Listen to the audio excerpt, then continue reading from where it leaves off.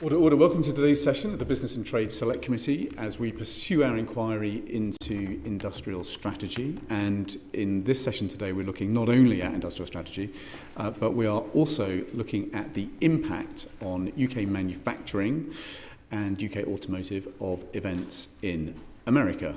Obviously a fluid picture, but we're keen to get your take. Stephen, perhaps I could start with you. We know a bit about tariffs, but from what we know, what's your view on how tariffs are going to hit UK manufacturing? Thank you, Chair. Obviously, we're waiting for the full effect, but we have probably three sort of areas that we worry about. One is the direct effect, particularly on the 25% on automotive and on steel, because that will have an effect on demand. I mean, there is a case to be made that some areas, they can probably stand a 25% tariff in terms of the consumer prices, but others certainly can't. So there will be a direct effect there. There is the indirect effect, particularly around the EU. A lot of our trade for manufacturers are in the supply chain to EU businesses, which are then exporting final products to the US. And again, it depends on where the EU negotiations ends up as to what the effect that will be in terms of volumes on UK manufacturing. So that's a grave concern. And the third thing is really about stability, Chair, to be honest with you. We don't know from one day to the next whether Trump's going to carry on, whether he's going to suspend, whether he's going to change. It makes planning your business and your investments extremely challenging. What are your members doing? How are they coping with this? And you said that there were some of your members who couldn't necessarily deal with the 25% tariff. I don't want you to name the firms, but what are the sectors that are really going to find it difficult to get through the next year with a 25% tariff? But the 25% ones obviously is steel, which is not normal steel products. These are advanced products. These are more specialty steel, specialty components. Now, in a lot of cases, the customers can't do without those. They are the single source for those items. So the consumer will actually end up paying the 25%. But the exam question is, does that curtail demand in the process of doing it whilst people resource if those tariffs persist for any length of time? We will see that in the automotive sector, different strategies being employed. You'll hear much more about that later on. Some of it's about sharing potential tariffs, but some of it means that industry will need support to get through the period, and I think you'll probably hear a lot more about that later. From your point of view then, what kind of scale of support do you think is now going to be needed to support the most vulnerable sectors? Give us a sense of the billions that are going to be needed. Well, first of all, it's again very difficult to know exactly what the demand reduction will be as a result of tariffs, particularly that second order effect with the EU. That could be quite substantial. In fact, at the moment we're exporting about £60 billion worth of products to the United States. The effect on European trade would be even greater if there was a restriction placed on, or if there was a demand reduction as a result of that. I think more than anything else, we completely support the government in trying to get to an economic deal. Some of the manufacturers are sort of putting in temporary contingency plans at the moment, hoping that in the next month or two we can get some sense and they don't have to do the next level, which will be, if you see a demand reduction, scaling back factory capacity and that sort of issue. So that sounds like people being laid off. Would be the end result of a dramatic reduction in volume. Absolutely right. Yep. So the manufacturing sector in the UK will need to start laying people off if we don't get a tariff deal. Yeah, but they will absolutely have to. But there's a great deal of support, I can tell you, for the efforts that they are making, both Johnny Reynolds and the Chancellor, in terms of getting this deal over the line. We need to get that done. How quickly do you think jobs will be lost if we don't get a tariff deal?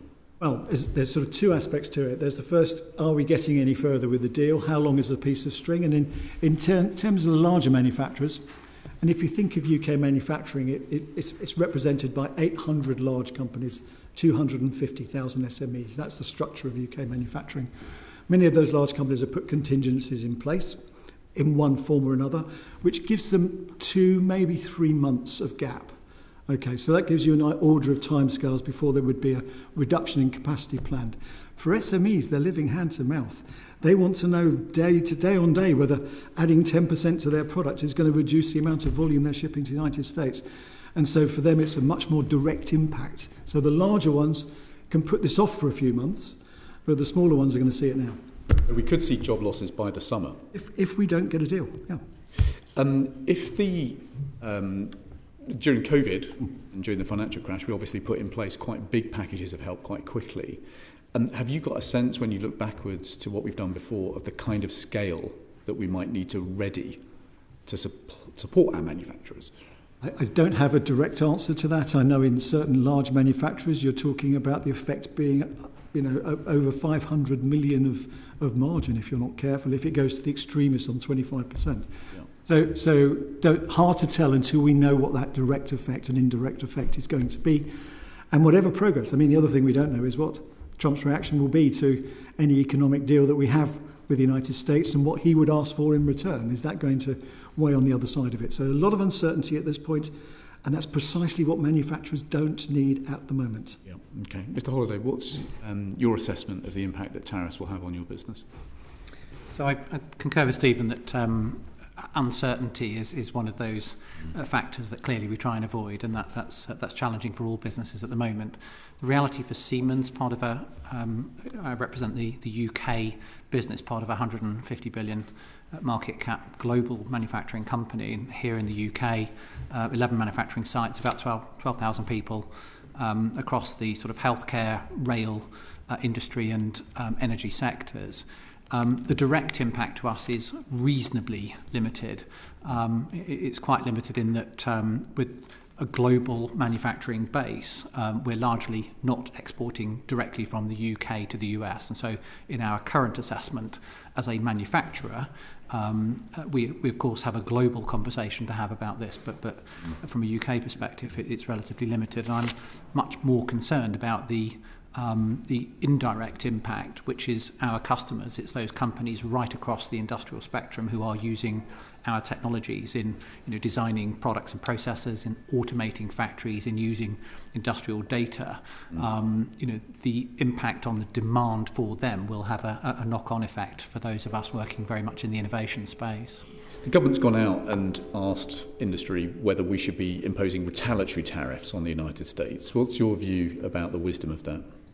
So we would stand as Siemens for free and fair trade to try and limit the protectionist interventions that could follow, and in that sense, if we aim to be as competitive as is reasonably possible, we genuinely believe that technology is part of the answer, that if actually we can embrace technology in such a way as to create world-class products, then we will have a customer base regardless of the countries in which we manufacture. But certainly a preference would be for limiting tariffs and non-tariff barriers to trade.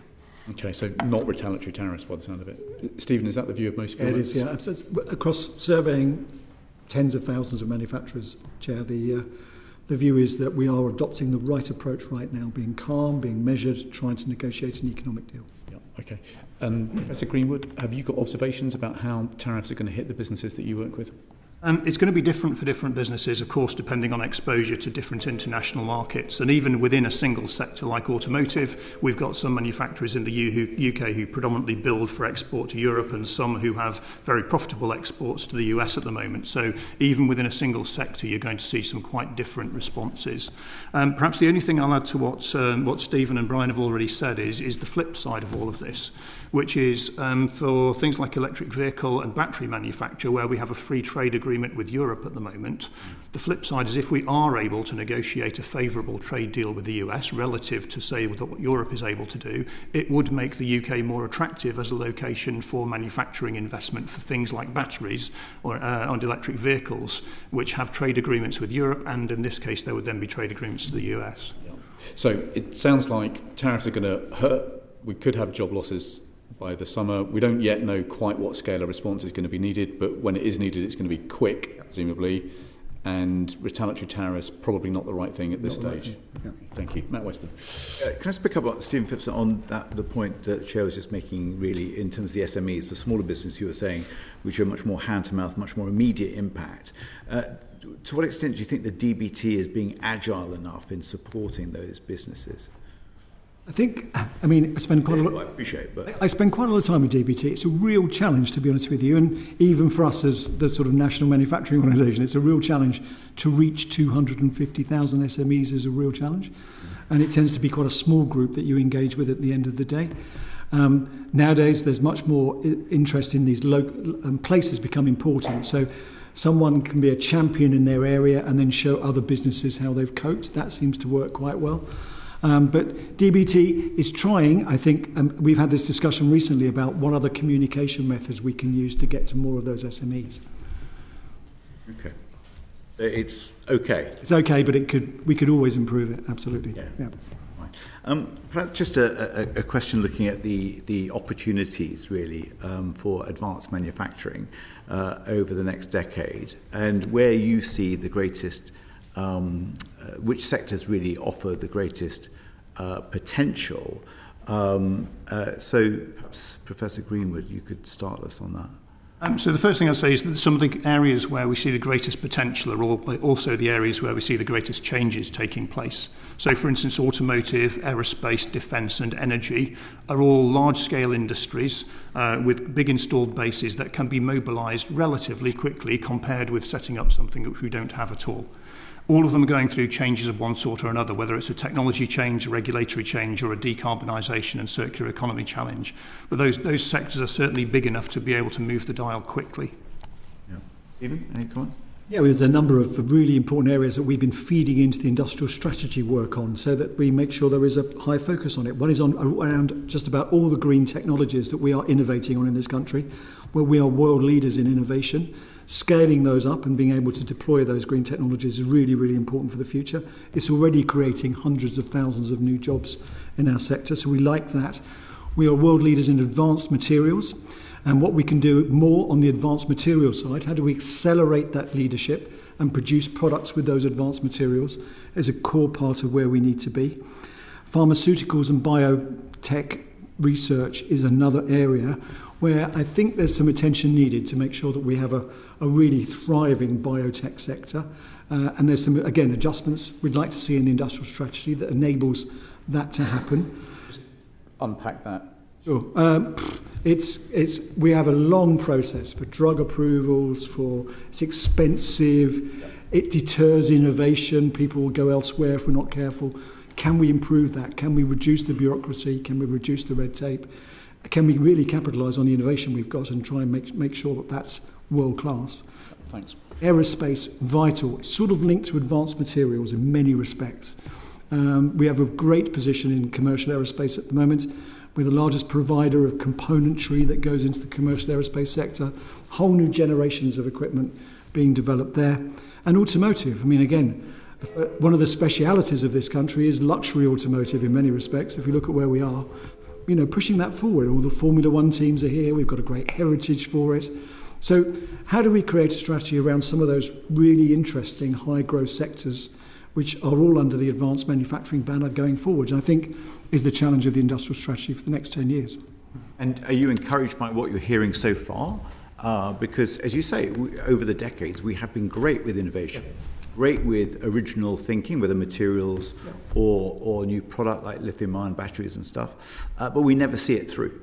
So are you genuinely, Stephen? You've been around for a little while. I have been around for a little while. You're right, and we've seen a few of these. Yes. Are you excited or are you enthused by how well that's coming together now? Okay, so my clear position on this is that there is a lot of good thinking going on here. There are 2 points which make this work or don't work. One of them is joined up government because, at the moment, the two biggest challenges we've got in UK manufacturing are energy costs and skills. Lack of skills and energy costs being the highest in the world for industrial energy. That deters inward investments. That means we can't build factories and staff them up. We need to see a clear 10-year plan that's got the priorities of these sectors in it, where DfE has got a skills plan that populates the right skills for them, where the Treasury has got an incentive programme for investments in those areas. And at the moment, we don't have that. Question mark in my mind, are we going to see that in the industrial strategy? Would be a really, really important... I just want to crystallise this, Stephen, because this is a really important point. So right now you're saying that the industrial energy plan and the skills plan are not quite visible. Some of them are complete failures, Jack. If you look at the DfE, in terms of where we are with vocational skills, our apprentice starts in manufacturing since the levy was introduced in 2016 are down 42%. That is a disaster. When we have got many companies now trying to upskill, reskill, put in technicians, service technicians to service robots on their new robotic lines, and we don't have the people. If you don't have the people, we get involved in many FDI opportunities. And one of the questions, why should we be investing here with the highest energy costs we've got in Europe, certainly, and we can't get the people to man the factory. So we need plans that push these together, put these issues into one clear plan going forward. Just bring in Bill Esterson on that point. Yeah, thanks very much, Chair. Good afternoon, panel. Stephen Phipson, I know you feel that we should decouple our electricity prices from the price of gas. You've said that a number of times in public. In addition to that, do you see that reducing our reliance on gas more widely and increasing the development of homegrown clean electricity generation will help industry as a whole? Bill, I absolutely do. I think if you look at the challenge for industry, only 20% of UK industry is electrified at the moment. That's an astonishing statistic. A lot of it's gas-fired space heating, you name it, all sorts of things. And there is a big programme where people want to, well, actually it's quite linked to the digital adoption programme. So we've got a digital adoption programme called Made Smarter, where around 5,000 SMEs have gone through it. One of the big benefits of digitising factories is you end up with around about a 45% energy efficiency improvement. So it's a combination of energy efficiency and electrification, which must come from renewable sources. So the two, that's got to be a good way forwards in terms of the opportunities we've got. And David Greenwood, I can see you nodding. Would you like to add to that? Yeah, so one of the biggest challenges for decarbonisation, particularly for taking gas out of industrial context, is heat. Gas is by far the most economic and sometimes the only technically possible measure at the moment to be able to generate the kind of heat that certain industrial processes need. And we don't yet necessarily have clean alternatives for it. In many cases, it's not simply a question of switching the fuel, gas for electricity. If we move from gas heating to electric heating, we're often changing to something like infrared processes or laser drying processes, something that's actually a totally different industrial process. So the companies that are decarbonising will need some support to make sure that they can develop those new processes, validate them, and make sure the product is the same quality at the end of it when the process has changed. Okay, but just to be clear, are you advocating taking that approach? I am. Yeah. And so just one... Siemens' point of view. Yeah, just to support the comments on digitalisation and the interventions we've got with Made Smarter making a difference. We must electrify if we are to decarbonise. It's critical. We have challenges around prices and grid connections as well, but many of the technologies exist today. If you think about digitalisation being a topic traditionally linked with productivity, but fundamentally it's linked with decarbonising industry as well. And I think we could be a bit more joined up in our approach to using technology in such a way as to drive both in industry. And it's necessary if, of course, we're going to meet our circularity and climate change objectives as well. These are core and common technologies available today that can already make a big difference in industrial processes. And do you think that those calling for a reverse of net zero policies have a point or not? We absolutely need to recognise the need for interventions, that technology is part of the answer, and that that is in industry, which is roughly 25% of carbon emissions, that we've got work to do. And I think it's not happening at the sort of pace and scale that perhaps it ought to without a level of government intervention and focus as part of an industrial strategy. And quickly from Stephen Phipson and then David Greenwood. We need to take a pragmatic approach. I think, yes, the overall objective is the right one, but we need to make sure it's absolutely practical to implement it. I mean, the zero EV mandate, probably the best example of that, where we've had to change the parameters. Yeah. And we should be clear about this. Without rushing into it, let's make sure we have something that's deliverable in the right timescales. David? I think I'd echo that. The end destination is clear. The question is the pace at which we can achieve it, given the ability to move industry across, and given the speed at which we can do things like create the electricity connections and the generation capacity that we need to do it. Yeah. Alison Griffiths.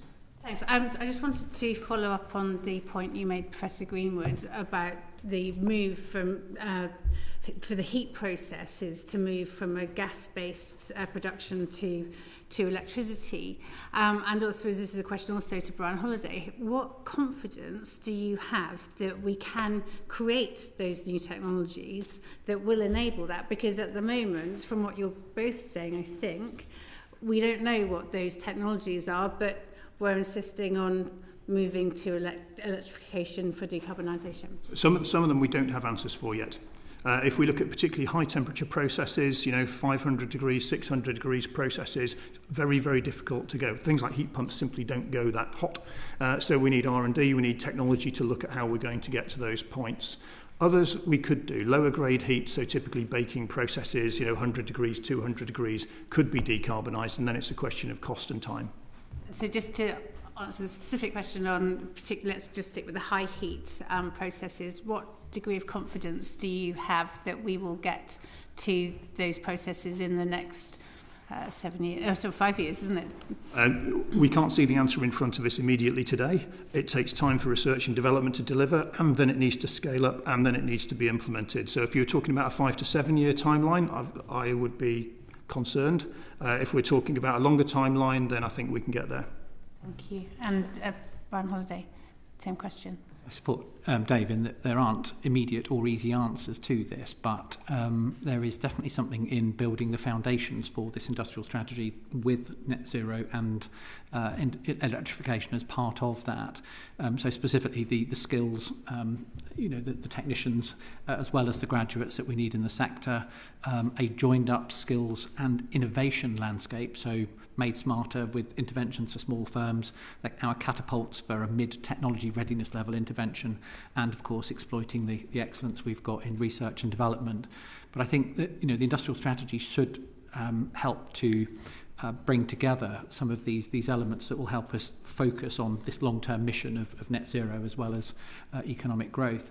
And I think the reason we build the foundations is we need more people contributing to industry in a way that recognise we can exploit the technologies that are available to us. We don't have indigenous technology firms in this space, but we do have excellent R&D capability. And our opportunity is to exploit technologies much better than those around us to get to the answers earlier. And I think this is the role of the catapults in particular. Yes, the link between skills and technology. Appreciate that. Joshua Thank you. Stephen, you said right at the beginning about certainty and not changing the goalposts when it comes to policy and direction. You've also spoken quite positively about changing the EV mandates. Where would you say we need to draw that line in terms of giving long-term certainty to business, but changing policies when policies need to be changed? Right, so if you look at the average in terms of investment cycles in manufacturing, it moves between 7 and 30 years. So you make those decisions and then you're into a 7 to 30 year investment cycle in most manufacturing investments, particularly in those larger companies. So if you don't have policy stability and your corporate headquarters is sitting in Munich or it's in Singapore or something, they don't understand the nuances of that. They're looking at how certain is that investment environment 7 years plus out. And if it looks uncertain, or if the track record is that you're chop and changing all the time, they'll put it somewhere where it's more stable. Now, we thought that was America, but obviously that's not America anymore. So maybe we're in a better place now than we was a couple of months ago. But that tends to be the way people look at it in terms of those cycles. Moving on slightly, we mentioned automotive, aerospace, manufacturing. They're all sectors that the UK are really good at in manufacturing. How do we maximise demand for those products in the UK? And what do you think the government could do more to maximise that demand? So I suppose the big issue really is public procurement, which has a substantial effect on what we actually manufacture here and what we don't manufacture. You've seen the debate in the public, in the media, about using UK steel on British infrastructure projects and why is it that we keep outsourcing it to other countries and the demise of our own industry. So I think we need to be cleverer about public procurement. I don't think it needs to be a subsidy. I don't think industry is looking for a subsidy. They're looking for maybe a preference to look to UK products to use that, because it's economically beneficial and it's what other countries have been doing. And certainly even those that are within the EU tend to do that sort of thing. So we should be doing something similar and using that large lever of public procurement to help. Do you think we should be moving, these are EU countries, do you reckon we should be moving more towards a French model of public procurements? I would never advocate moving towards a French model. I love the French, but that's probably not the right model. But that we should be creating our own model, which is sensible, pragmatic, using our resources wisely, and making sure we're looking after our own economic interests when we're looking at procurement, for example. And that's something supported across the panel? We equally have to make sure that we're the best country to start and scale a business and to build the products that are wanted by a global market. And the answers are in some of the technologies which actually are common, from Formula One cars with Red Bull Racing using similar technologies to those that you might be surprised to hear we're using in digital twinning the Pringles production line at Calanova. So I would make the which is a very highly desired product as well, of course. So I think, think of advanced manufacturing as being a key to unlocking, both a capability and a design and make ability here that would make the UK attractive. We've got to design world-class products, and we've got to use tech to do that better. So we talked about public procurement as something that drives domestic consumption. We've talked about trade deals, which is something that could drive export consumption. The other piece that I'd put behind it is just to say that the thing that really drives it is about having the right products made competitively and productively in the UK. And that's about energy, it's about skills, it's about integrated supply chains, it's about doing the job well. If you build the right product at the right price, you can build demand globally. I'll at that point, Antonia Bance.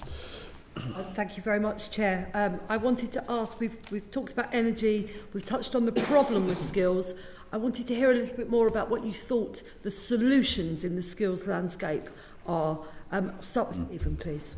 Well, there's a number of different solutions. We just ran an independent skills commission recently where we were talking about providing some of those answers to the skills problem. I think for many manufacturers, fixing the apprentice levy system is one of them. And this is where we've seen the biggest decline in apprentice starts since 2016, since the levy was introduced.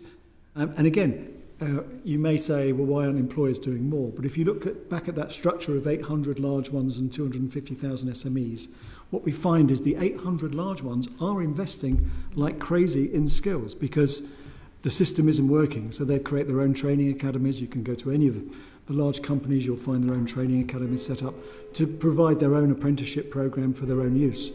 The challenge is those 250,000 SMEs where, because we haven't increased funding on apprenticeships, we've largely ignored what we're doing on the basic level of technician apprenticeship, then most FE colleges aren't offering those courses anymore, and so you can't take on an apprentice if you're an SME in your local area, and that's seen the decline, dramatic decline. The effect of that is that currently we have close to 60,000 vacancies that are long-term vacancies in manufacturing, and most of them, almost all of them, are at technician level. They're vocational skills. These are service technicians that fix the robots on the shop floor. They're tool makers, they're welders. They're all those absolutely fundamental skills which no matter how much AI and everything else you do, you're still going to need someone to fix the robot on the shop floor, as one chief exec put it to me last week, no uncertain terms as to why the government's not doing anything about this problem. But there's been some reforms announced to the apprenticeship levy. It has, but it's nowhere near enough. Right. Yeah, it's nowhere near enough. We put our case very clearly to the DfE what needs to happen. Where did it fall short, Stephen? It falls short on the funding bands, basically. So, and to give you an example, technician level 3, which is the starting level for most apprenticeships in the manufacturing sector, the government levy funding is about £27,000 for the course.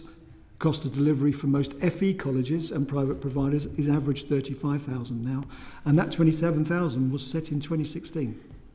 And what's happened since then in terms of cost of living, tutors, everything else. And so that's why these people are not providing those courses anymore. Do you?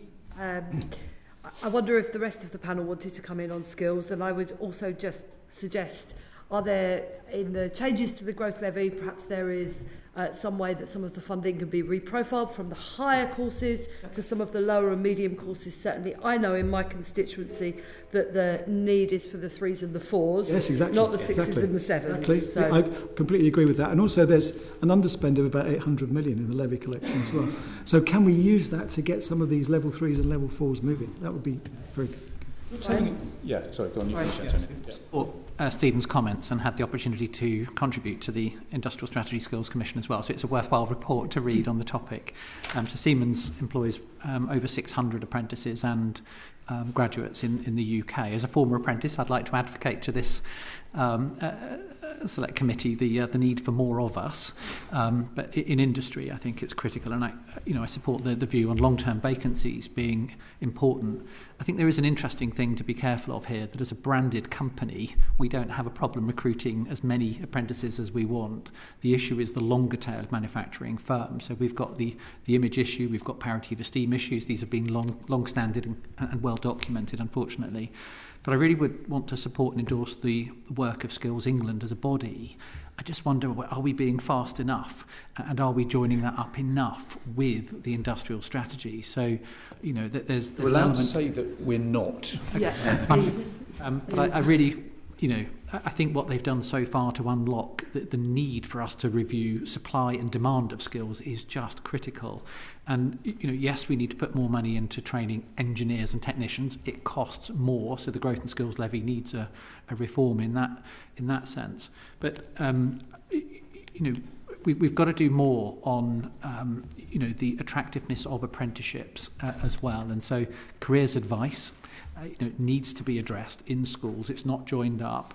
And I say that knowing that we've run virtual work experience and now reached over 10,000 students from very diverse backgrounds, and a much higher proportion of girls who participated than the 17% that are represented in the sector as a whole. So we've got more that we can do, but there needs to be a joined up and centralised approach to careers advice. And what I wish for is that Skills England sits, with its remit for skills directly alongside these other topics of innovation, of energy,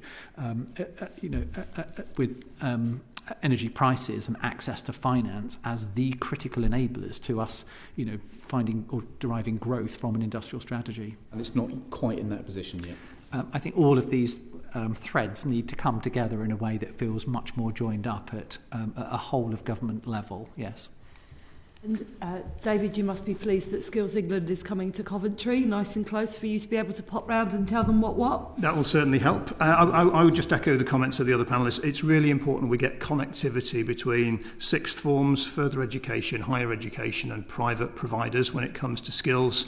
I would definitely echo STEM graduates. We're not doing terribly on, but we do need to get better diversity within that. We know that we still have underrepresentation of female and BAME people coming through STEM graduation. But the biggest gaps are shop floor and mid-career. And the one thing I will add to what was said by the colleagues to my left is mid-career reskilling, mid-career retraining is a really important aspect. We've got people in management or middle management positions in companies where the technology is changing dramatically and they need to be able to keep pace, as well as those who are coming into the business at the bottom end. I was going to ask on that point, how do we... People mid-career, by definition, they've got a car loan, they've got a mortgage, they've got kids. How do we make it financially possible for them to take that break to retrain? I'd appreciate thoughts on that point. I think there's two aspects to it. There's the demand side and there's the supply side to it. So the first is to make sure that there are the mechanisms available for them to engage in. And typically you're looking at things that they can do short courses, not spend a year out of their career, but a week or 2 weeks upskilling, go back into the workplace and then be supported when they provide that, when they use that knowledge for the first time for real. The same thing is to think about not just working with the providers to make sure those mechanisms are available, but how do we make sure that employers and employees are incentivized to take that step. Many industries at the moment are running as skinny as they possibly can in terms of workforce. They're not in a position to take large numbers of people out for retraining right now. What could we do that might free that up?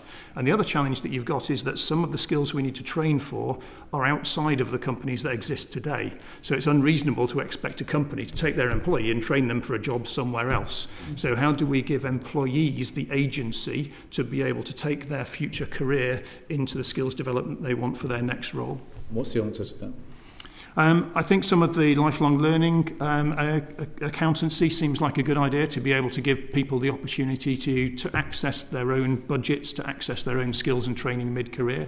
I think there's an awful lot that could be done within companies to incentivise for release of people midway through. Maybe something along the lines of a R&D tax credit-like process, but not for research and development, but for reskilling and actually I'd also say adoption of technology, which is something we've not talked about a lot. Yeah. Okay, thank you.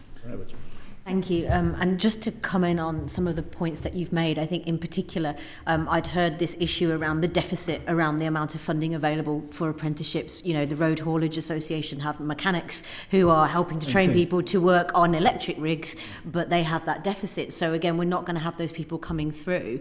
But what they also said is then you lose places to do the training because they drop the courses. So I wondered if you could speak to that problem where we're actually creating these training deserts because we haven't got the places, and therefore we haven't got people going into those options because it's not available anymore, and it was before. And I wondered if you could speak a little bit to some of your concerns around that, because I know you have just outlined some of those areas. So I completely agree. We see that around the country. So certain areas are finding it more and more difficult because there's less demand, because or even the other way around, the local college doesn't want to run those courses because it's uneconomic to do it, is the problem. So it's almost like a self-defeating circle, isn't it, is the problem with that. It's a real problem. The answer to it is fixing this funding, getting it right. They know the facts. I mean, I8 actually did quite a lot of work on this, and they were very clear that, yes, it does need to raise to these levels when they were in existence before Skills England, but it's a ministerial cap at 27,000, and that's it. So you don't get much traction. Yeah. Thank you. The other issues that the industrial strategy has to get right, we've spoken about skills, we've spoken about energy costs. I'd be interested in your thoughts on land and on access to finance as the two other issues that are coming out in the responses to the industrial strategy. Brian, shall I start with you this time? Thank you. So I co-chair the Made Smarter Commission with Minister Jones. And one of the subcommittees I've been co-chairing with Dave Atkinson, who heads the manufacturing at Lloyd's, is access to finance. And we've spoken to a range of companies who are sort of trying to start up, scale up, and find capital for plant and equipment. And it seems that is much harder than it ought to be in all cases. That there are a range of issues there. Some of that is the firms running out of investment support in government here in the UK, where investment support was apparently still available even with near neighbours like France. Scaling up, we recognise this is a challenge as well, and we know that there are already interventions in place with British Business Bank and perhaps the restructuring of UK pension funds to try and unlock investment in industry. But it seems to me there's a common story of firms being unable to gain a palatable debt-based finance in order to invest. And if you put that against a backdrop of either indecently short competition windows, if there is money available that might not align with the company strategy, or the difficulty of accessing finance, we're just seeing then the net result is an underinvestment in the technologies that we know correlate to overall productivity. And that flatlined in 2008. We haven't solved that problem.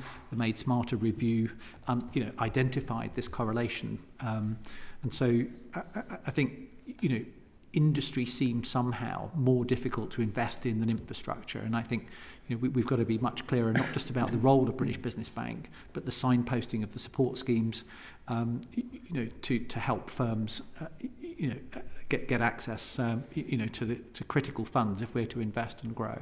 Ryan, is the British Business Bank in the right place on this stuff? I think it's early.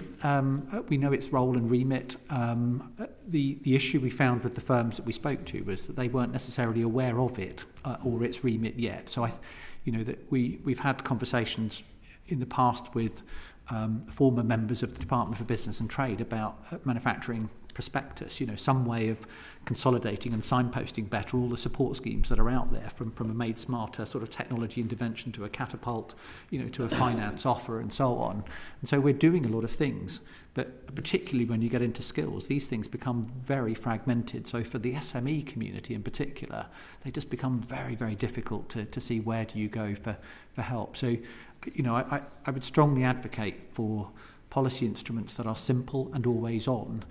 Two examples being, R&D tax credits and patent box, things that, firms have understood in the long term, and build those in, bake them into schemes that are better signposted than the ones that we've traditionally relied on. Thank you. Sarah Edwards. Thank you, Chair. And perhaps linking quite neatly into some of what we've just discussed, I wondered whether you had some thoughts on the current funding that the government has provided. So we've got, over the course of a Parliament, £2 billion allocated for automotive, 975 million for the aerospace sector, and 520 million for life sciences manufacturing. So what do you think about these sums and figures? And perhaps I could start with Professor David Greenwood and move to then Brian Holliday and then Stephen Phipson. So the first thing that I'd say is, obviously, if you look at them as a direct comparator with places like the US and Germany, it's smaller. Simple as that. What I would say, though, is that we have got the opportunity to make the most out of them with greater connectivity across the R&D landscape, because these are predominantly R&D funds that you're talking about. Some of it is some support into do industrialisation. We do have a fantastic R&D capability in the UK, but it can tend to be a little bit fragmented. And one of the opportunities I think that we've got here with the industrial strategy is to follow the model that we've done in some of the previous industrial strategy interventions, things like the Faraday Battery Challenge, where we've connected together what happens in academia with what happens in innovation, with what happens in industrialisation, and then later commercialisation and regulation. And that makes that money go further. And certainly when we talk to visitors that come to see us from Germany and the US and places like that, they're quite envious of the mechanisms that we've got there to deliver that connectivity.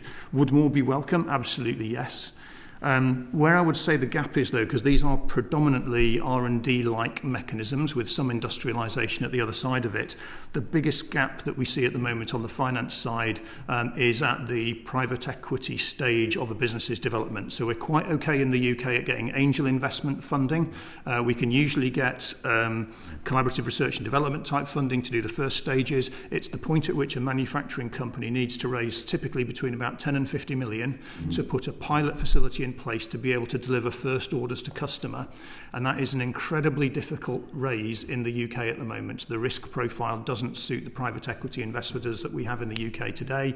It's something that we see Germany and the US, for instance, having a stronger appetite for. Thank you.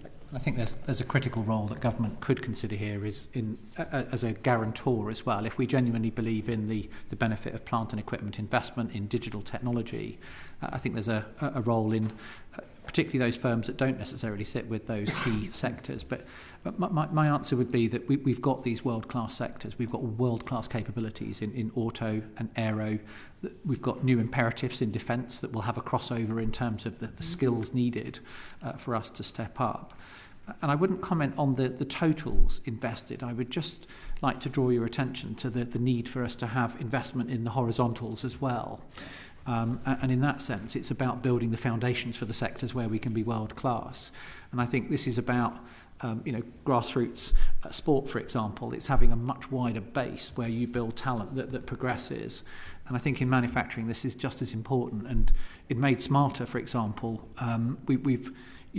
there are financial criticalities for government. We understand this, but we've got a potential 100 million identified for the very long tail of small firms that make up the manufacturing sector. And we're trying, I say we, those of us in firms that are working together with the Commission and Minister Jones, to try and roll this out across the UK and reach as many firms as we can with a technology intervention, a leadership intervention to help them think about the benefits of technology. That will develop skills, it will develop gateways to catapult level innovation activities. So I would say, if anything, we need to think much more about investing in, with certainty, the horizontal and the technology topics as well. Thank you.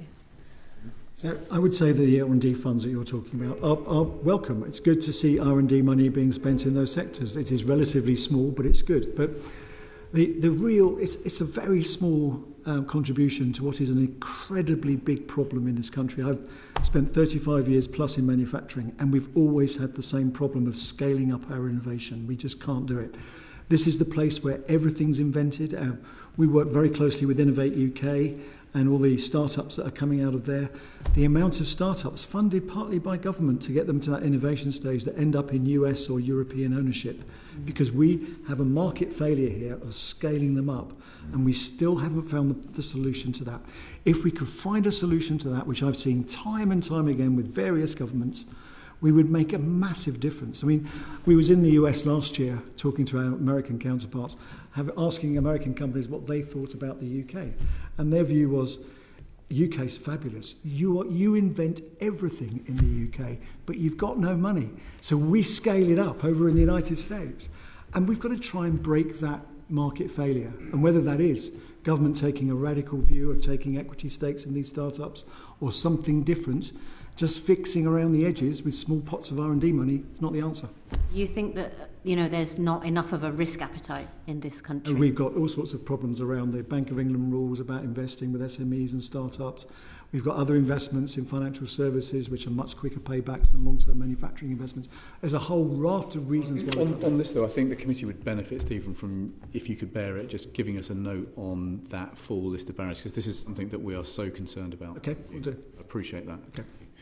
Matt Weston, briefly? It was really on that point, Chair, but also what Professor Greenwood was talking about when he was talking about the pilot manufacturing of 10 to 50 million, I think you were talking about. That was the big gap to try and get the funding. And so my question was going to be around sort of what Stephen Phipson was coming on to, is about what happens in Germany or what happens in Japan that is so different. I mean, we've just come back from Japan, we've learned a huge amount. But these are looking much more long-term. But what is it about the banking? We have a huge city, huge financial sector in this country. So why can't we do it? Where is the gap?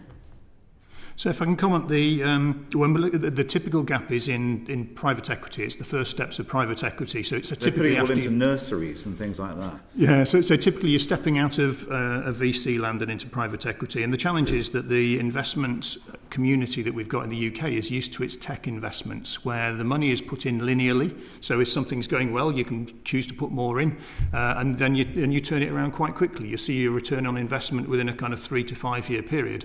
A lot of them fall by the wayside, so you can spread your bet, and as long as 10% of them come through, then you make your return. The challenge is that manufacturing is very different in the shape of investment it needs. You've got a big capital drawdown in the first year, and you only start to see the returns come thereafter. So it's quite a different risk profile to the one that the investment community we have in the UK is used to seeing.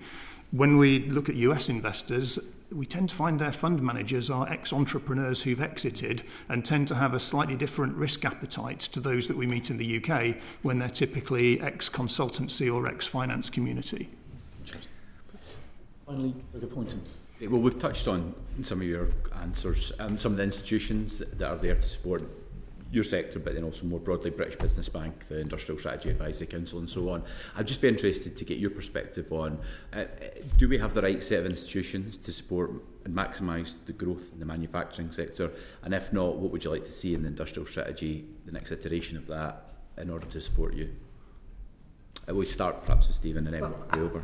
As ever, I think the labels are probably right. It's about focus, it's about resources and about what the scope of their activity is. DBT does a very good job. We've got to do more on communicating to those 250,000 SMEs in manufacturing. Obviously, they're coming up with the industrial strategy, which is going to be the expectations of that are very high in the sector at the moment. Yeah. So we're looking forward to a comprehensive industrial strategy document from DBT. And so are we. Oh yes. Just to make that point, I think that's an important point to make. And we used to do much more interventionist thing. We used to have this thing called MAS years ago, which was a great service by government, massively appreciated by that SME community, the Manufacturing Advisory Service. They still have it in Scotland. We stopped it in England. There was about 1,200 advisors out knocking on doors in industrial parks every day of the week. We bring it back? We should bring MAS back, would be my recommendation. And then rename it with lots of other initiatives that we've got. Okay. I challenge that by saying we've got it. It's called Made Smarter. We just 1,200 consultants. No. But we need to invest in it at the sort of. We're agreeing on that. Violent agreement. Yeah, exactly. We do have the right institutions, but I do wonder whether we could join up the conversations even more as part of a whole of government level approach. And it seems to me that we've got very good intent, no question. We're having the right conversation about a 10-year strategy. Business has been calling out for this, that isn't impacted by, or is impacted less by political cycles to the extent to which it can be. But it strikes me we're having quite different conversations with DCIT, DPT, DFE, DESNES, Treasury, and I do wonder whether that is something that could, through the institutions we've got, an industrial strategy council, a way of organising conversations with the firms and contributors here in the UK to be joined up a bit more. But on Made Smarter in particular, I think there's something about that grassroots connection that gets us going. It's the curious and innovation hungry small firms that are existing with a hand-to-mouth existence, that don't necessarily appreciate the benefits of technology, don't necessarily have the skills, and so on. I think we've got to do more to bolster the long tail of firms and call it a digital manufacturing advisory service. I'd agree. For the most part, we've got the institutions that we need, and what I'd really like to see from the industry strategy is connectivity around challenges. Yep. So particularly bringing DBT, DCIT, DESNES, DFE together around how we take on challenges so that we can have a common policy goal on each of those. This is what we noticed in Japan, is that a lot of the industrial policy is actually framed around fixing grand challenges rather than some very, very broad missions. Is that a better approach? I think it is. If you look at the field that I'm in, for instance, Innovate UK is housed within DCIT, and I run a Catapult Centre, which is an Innovate UK mechanism. The fact that it's linked into DCIT means that it's naturally falling into some of the DCIT technology push, which is around quantum and life sciences and bioengineering. And please don't get me wrong; those are fantastic technologies that the UK will do fantastically at. But there's a bit of a disconnect between that and the technology pull that we get from our industry customers, who align themselves more with the Department for Business and Trade. So somehow we've got to find a way of getting that continuum to work nicely. And I would just like to echo the point around SMEs. The mechanisms that we talk about with industrial strategy tend to be guided around the larger companies and the larger sectors. And we've got 57% of our manufacturing workforce and 35% of our manufacturing turnover in the UK is with SMEs. And they are much more difficult to reach and much more difficult to support, but incredibly important. And in those cases, sometimes it's not about innovation, sometimes it's about adoption. It's just about getting companies in the UK to use the best available technology today, in addition to looking at what the next generation will be that follows it. Okay, that's very clear. We're out of time for this panel. That's been extremely instructive. That has been both candid and clear in your evidence to the committee. Thank you very much indeed. That concludes this panel.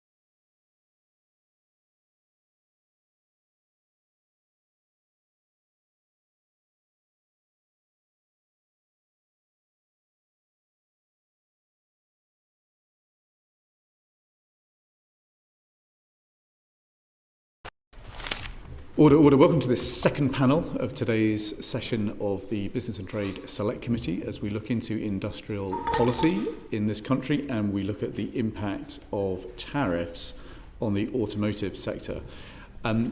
Mike Hawes, perhaps I could start with you. What are your members telling you about the impact of American tariffs on the UK automotive sector? Well, I think as you heard from the previous session, it does vary from company to company.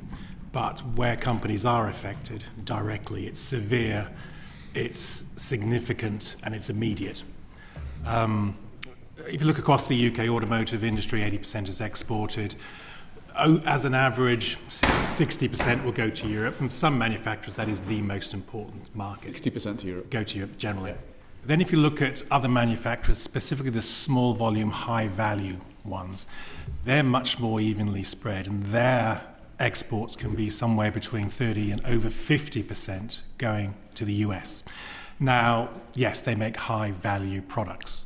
So the assumption is if you can afford £200,000 for a car, you can afford £250,000 for a car. But those high net worth individuals didn't become high net worth individuals without being shrewd. They can see what's happening. The impact is immediate because these cars are built to order. So you can't divert production somewhere else. So they see their vehicle potentially can be 25% more expensive. So they'll pause, they'll hold off. It's a discretionary spend. They've got a stable of 5 or 6 other cars. They can buy a yacht. They can buy something made in the US and less subject to tariffs. So you'll see order banks drying up immediately, and you'll see, therefore, the impact on product production planning equally being a clear and present danger. So we're looking at big deficits opening up in a number of automotive firms now. Yep. How soon do you think many of these firms may need to start laying off workers? Well, I think many of them tried to get inventory into the US first, because you could, to a certain extent, you could see this coming, but again, it was the scale. And remember, for automotive, that's Section 2, there's the 10% reciprocal, which doesn't so much apply. It's Section 232, so it's additional 25 on what was previously 2.5, so a total of 27.5%. You can't absorb that.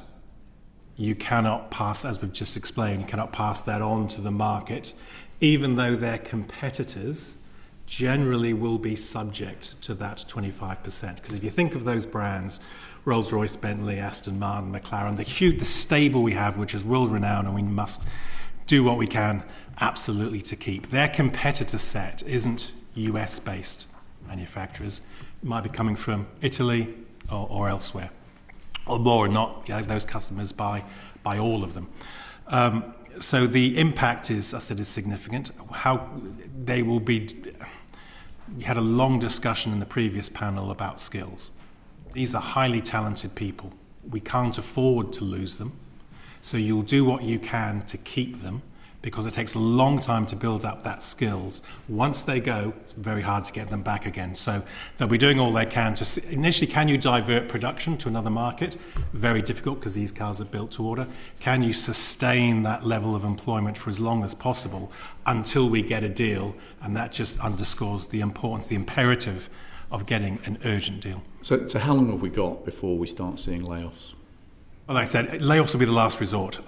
We would certainly look at it. It's more a question of weeks rather than months, I'd say, before you see some things like that. However, the key thing is, can we get a deal? And it needs to be a deal that supports automotive. I know there are other tariff hits coming down to other sectors you'll be looking at, no doubt, around pharmaceuticals and so forth. But as I said, the impact is now, which is why we need to make sure either we get a deal very quickly or there is a mechanism to support the industry in the coming weeks and months. What does that mechanism look like? Well, I think there's a number of things you could look at. Any way of supporting employment, that can be through whether you look again at a furlough as a temporary measure. Remember, this impacts the supply chain. The focus is on these vehicle manufacturers, but we need to keep the supply chain here as well. And volatile inventory requests is not something that they can sustain. So can HMRC be a bit more flexible? Can you look at NIC holidays or VAT holidays to help them over this, to bridge them over this period, however long that is, until you can get them there? And of course, underlying all of this is, can we do all we can to make the operating costs that they face, like vehicle, as competitive as possible? Okay. Do you think government's got those plans in place today? I think there's a sharp focus on it now. I think the speed, and we've had these tariffs now for coming up to a month, the speed and severity for which they were applied and the impact that you'll be seeing means this is top of their priorities. Certainly I was in DC week before last, and the conversations I had, including with the UK Embassy out there, made it very clear that automotive was top of their priority list. But do you think government is standing ready with the support programmes that are needed if we don't get a deal? I suspect, given how urgent, how quickly this has happened, I think the first thing to do would be to assess the impact and see what would be most effective, given the impact, I said, will vary from company to company, depending on your exposure to the US market. Is it possible to estimate how much money might be needed to fund those support programmes? It'd probably be too early to say, because there's too many other variables you would want to explore first rather than just looking at money to support. Steve Turner, have you got a sense from your shop stewards and your members on shop floors around the auto industry what kind of danger they feel they're in? Yeah, very real and immediate danger. It's the premium brand sector, of course, that's directly impacted by this, more so than general manufacturing, volume manufacturing. Most of the premium brand ends up export, but a lot of it ends up export to the United States. 25% of Rolls-Royce goes to the United States. Markus will talk for himself, of course, but 10% of BMW Mini ends up in the United States. And Bentley would be in a similar position, Aston Martin, those premium brands in particular will be vulnerable to this. We have banking hours arrangements in the UK more so than furlough, which is present across much of our European competitor base. And banking hours are not sustainable in the long term. We've got low volume manufacturing across the entirety of automotive right now, which is a serious problem. And that's creating problems for shifts and therefore layoffs or a reduction in working time. And a reduction in working time in the auto sector traditionally in the UK has been addressed by banking hours, which means you continue to get paid, but you owe hours back. And we're pushing on those limits right now. We've got members that are owing 300 hours. They're never going to pay back 300 hours. They couldn't pay back 300 hours. And to push beyond that, and beyond that, and beyond that, to deal with a temporary problem is not sustainable. It's not sustainable for our members. And therefore we are seeing shift closures. And we are seeing the loss of agency workers in the first instance, of course. Temporary labour in the first instance. We'll try and defend those. But they are under threat right now, and some have gone already right now. So as we sit here today, the impacts are already being felt. Already being impacted, absolutely already been impacted. Not so much on directs, but they will hit direct labour very, very quickly if we don't find a deal with the United States over the tariff on autos. That's 27. It's unsustainable. Even if it's Rolls-Royce and you're spending a lot of money on it, it's just not sustainable. JLR have already suspended all activity with the United States for a month. They export over 100,000 vehicles to the United States a year. These are high-value vehicles. That's a huge percentage of their production in both Solio up in the northeast.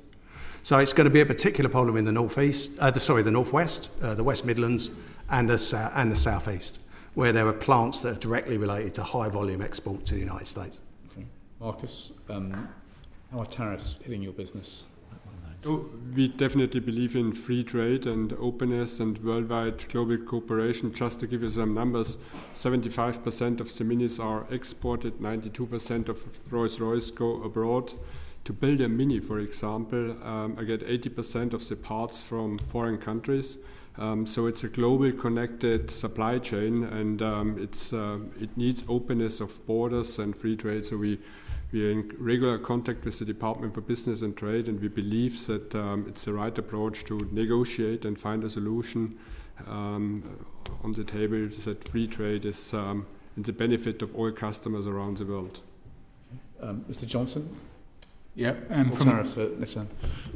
Well, the Sunderland plant does not export vehicles to the US. We export some parts, but relatively minor. So the direct impact for the UK operation is small.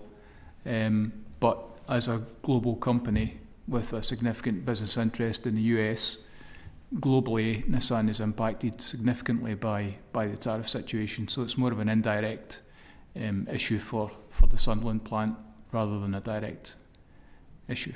Okay. And there has been a conversation about whether the UK should put retaliatory tariffs in place on the United States.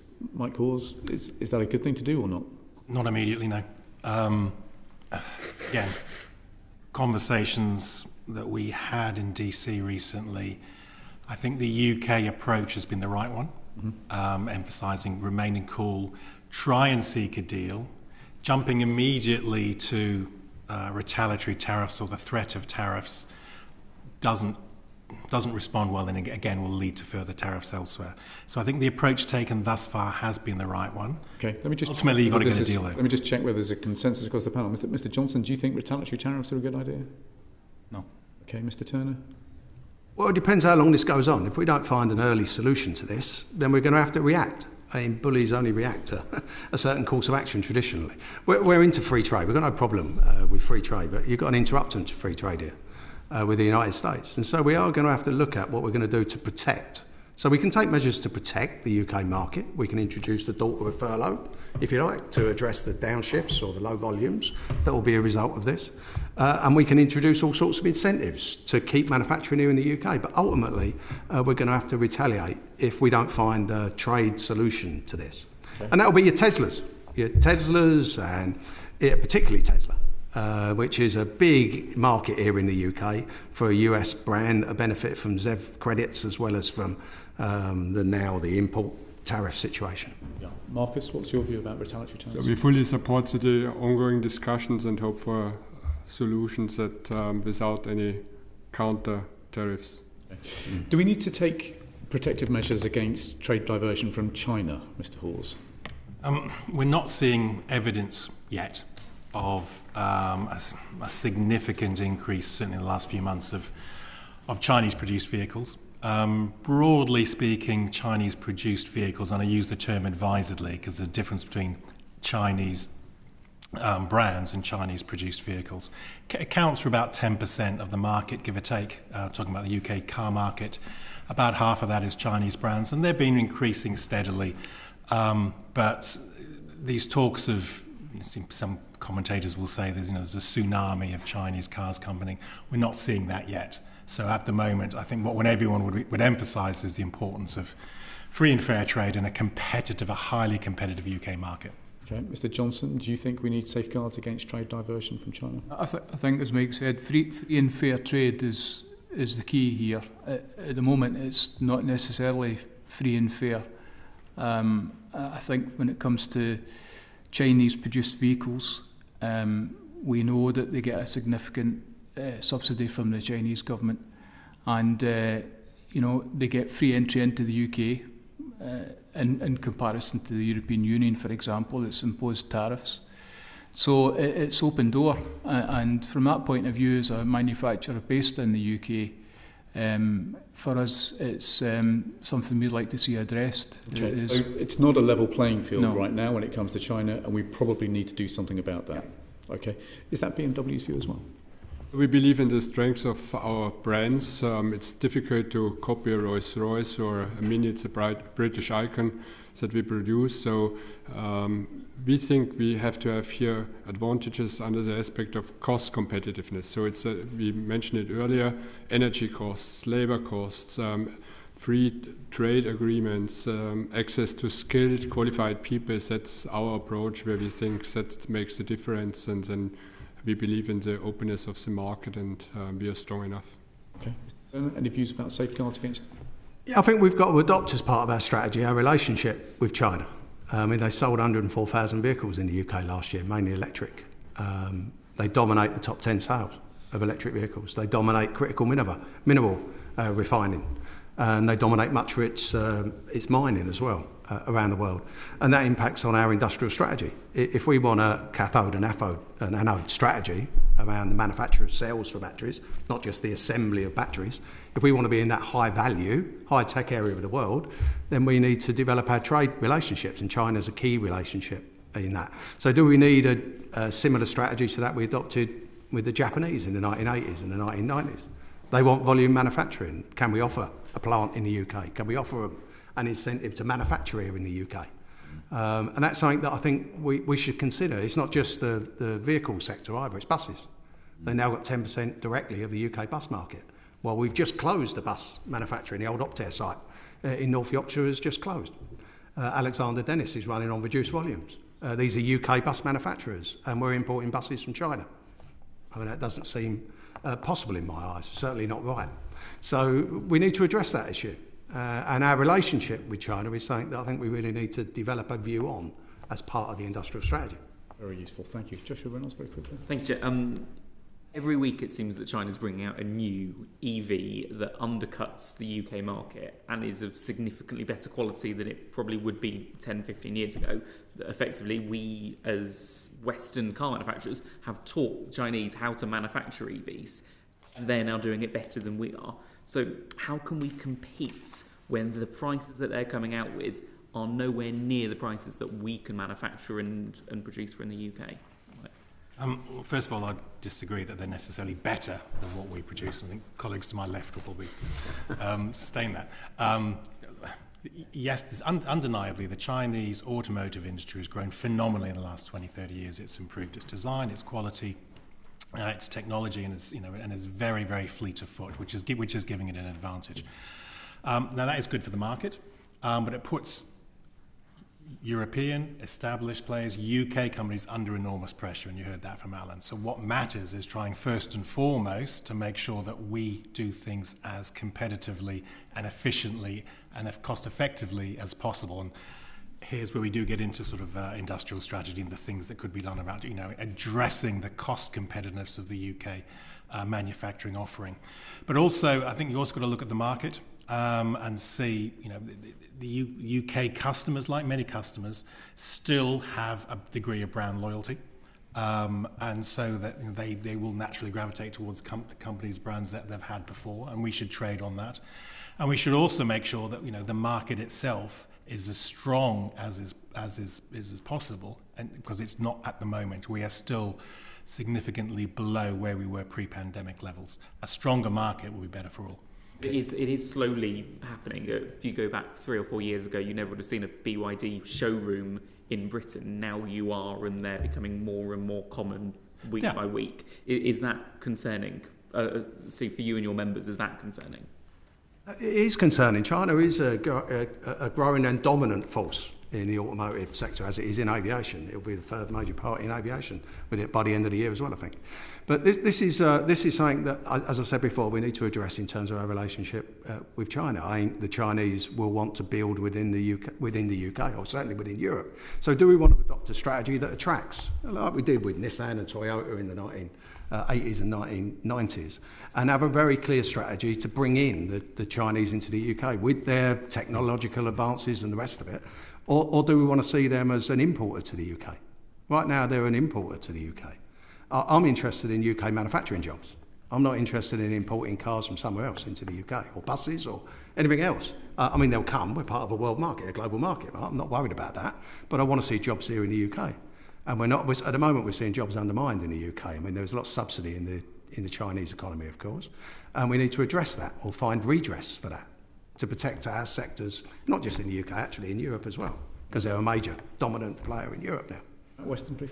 Just briefly, one for a couple of you, I guess, and that is just about the EU and their position. Just to be clear about what you think on the EU agreeing with China about minimum pricing levels for EVs as opposed to tariffs. Any thoughts on that?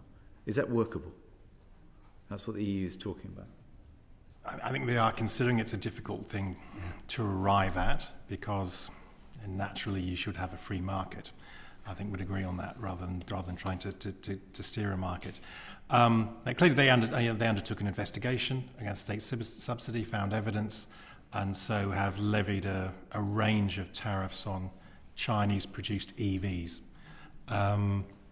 which includes levied on, if you like, European brands that produce in China. And so I think, rather than that, which is quite punitive, I think that what they're looking at is a way of arriving at a solution which is more supportive rather than punitive towards some of those companies which will suffer as a result, because bearing in mind you're sweeping up European companies as well which manufacture in China. Thank you. So, I mean, this feels a lot more bearish than the first panel, and I think deservedly so. I mean, car production has gone down by half since 2016. Goods exports, not just automotive, are down 9% in the last 5 years. What I'd quite like to do is just run through each of you first, and just kind of, in terms of those frictions of trade that have come in, how much is that hitting employment in the UK in the automotive sector as a result of our relationship with the EU? Markus, maybe. So for us, again, at the end, we have the industrial strategy plays a very important role now, and we have to make sure that manufacturing in UK is attractive. And how is it attractive? If you talk about competitiveness, we have to have good innovations. We have to go in investment in green energy to affordable costs. So energy costs play an important role. Labor costs play an important role. We have great skills, but we need more. We have to have access to European skills. Get people from Eastern Europe to support our plants in Oxford for building up facilities. We have here barriers that are not making us competitive. Reduction of bureaucracy is a topic. We have to be innovative in UK and scale it up, as mentioned earlier. We need volume. Cost per unit, it makes a huge difference if you produce 700,000 cars in UK or 1.5 million cars in UK. That's the topics we should address with the industrial strategy, and the industrial strategy has to send a signal to the CEOs around the world that it's worth to invest into the UK. It's a long-term investment, and from this perspective, that's the topics we would like to address. Heading left, Steve? Yeah, I was surprised, but I agree with Markus. Apart from the labour cost issue, of course, I think we're very cheap and efficient here in the UK. But on the other issues, I agree completely with Markus. I mean, we have a strange alliance across the motor industry where we do share one voice on so many of the issues that confront us. I mean, we are in a real problem at the moment around that sort of low volume crisis that we see. We haven't seen the level of utilisation of plants as low as 53%, which is what it is now. In the UK, 53% utilisation of UK plants. We haven't seen that since the 1950s. Right? That's how bad volume manufacturing is in the UK right now, and that's lower production figures than we had in the COVID year in 2020. So even though figures may be increasing year on year, we're still in a low manufacturing volume position. And that's a real problem for all of us. That's a problem through the supply chain as well. They don't supply for one company, they supply for a multitude of companies. If you start to see volumes lower everywhere, we produce mainly ICE vehicles. We don't produce many electric vehicles, which will lead us no doubt onto the zero emissions mandate and the difficulties that's creating for us right now. But because we produce electric vehicles, those volumes are reducing. We don't produce electric vehicles, sorry. Those ICE volumes are reducing everywhere. So we're seeing reductions in volume in BMW, we're seeing it at Cowley, we're seeing it at Nissan, we're seeing it across the sector, right? Across all of our manufacturers. And that's low growth in that EU market.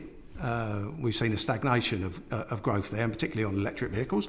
We've got ZEV targets, which are reducing the ICE build, the internal combustion engine build, artificially, we would argue, in order to meet false targets that have been set by the government in terms of the ZEV mandate. We've got delays in new model launches, and we've seen that everywhere. And that's costing us volume right now. And we're seeing a focus on high value rather than high volume. And we see that at companies like JLR, where they're trying to maximise their profit. They've got very high value models, and they're producing more of their high value models rather than high volume models. And that's impacting shifts, and that's impacting workers' numbers, and that's impacting jobs and skills and everything else. I'm going to keep going on the list. So, Alan, please. Yeah, maybe just a reflection on China. First of all, I think what you're seeing in China is the result of a very well thought through and executed industrial strategy for electric vehicles. So then you face, obviously we're in a competition, you have to compete, and it's becoming more and more evident to me that manufacturing vehicles in high volume in the UK is not competitive. It's not a competitive location to be building high volume production these days.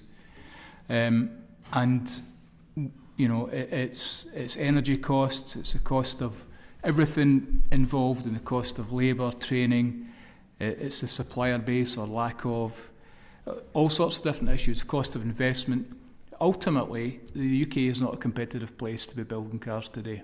And if we were inside things like the customs union, a single market, would that help us make more cars or fewer cars? I don't think that's significant. The issues that we need to be addressing are much more related to clear impact on the cost of the vehicles we produce in the UK, because our cars in the UK are too expensive. That's the problem. Okay. Mike, anything to add? No, I think Alan said it. It is about getting the framework right. Okay, and then Markus, back to you. So BMW recently announced a delay of £600 million into the BMW Mini factory. the government just announced some changes to the ZEV mandate. What impact does that have, those changes, on BMW's decision? What else, if anything, would you like to see different? So both topics are separated and have nothing to do with each other. So the ZEV mandate, we appreciate the fast reaction, but we really have to see here that we need a strong impulse for the private market. We need an improved charging infrastructure. So the target for the end of this decade is 300,000. At the moment we are at about 76,000 charging points.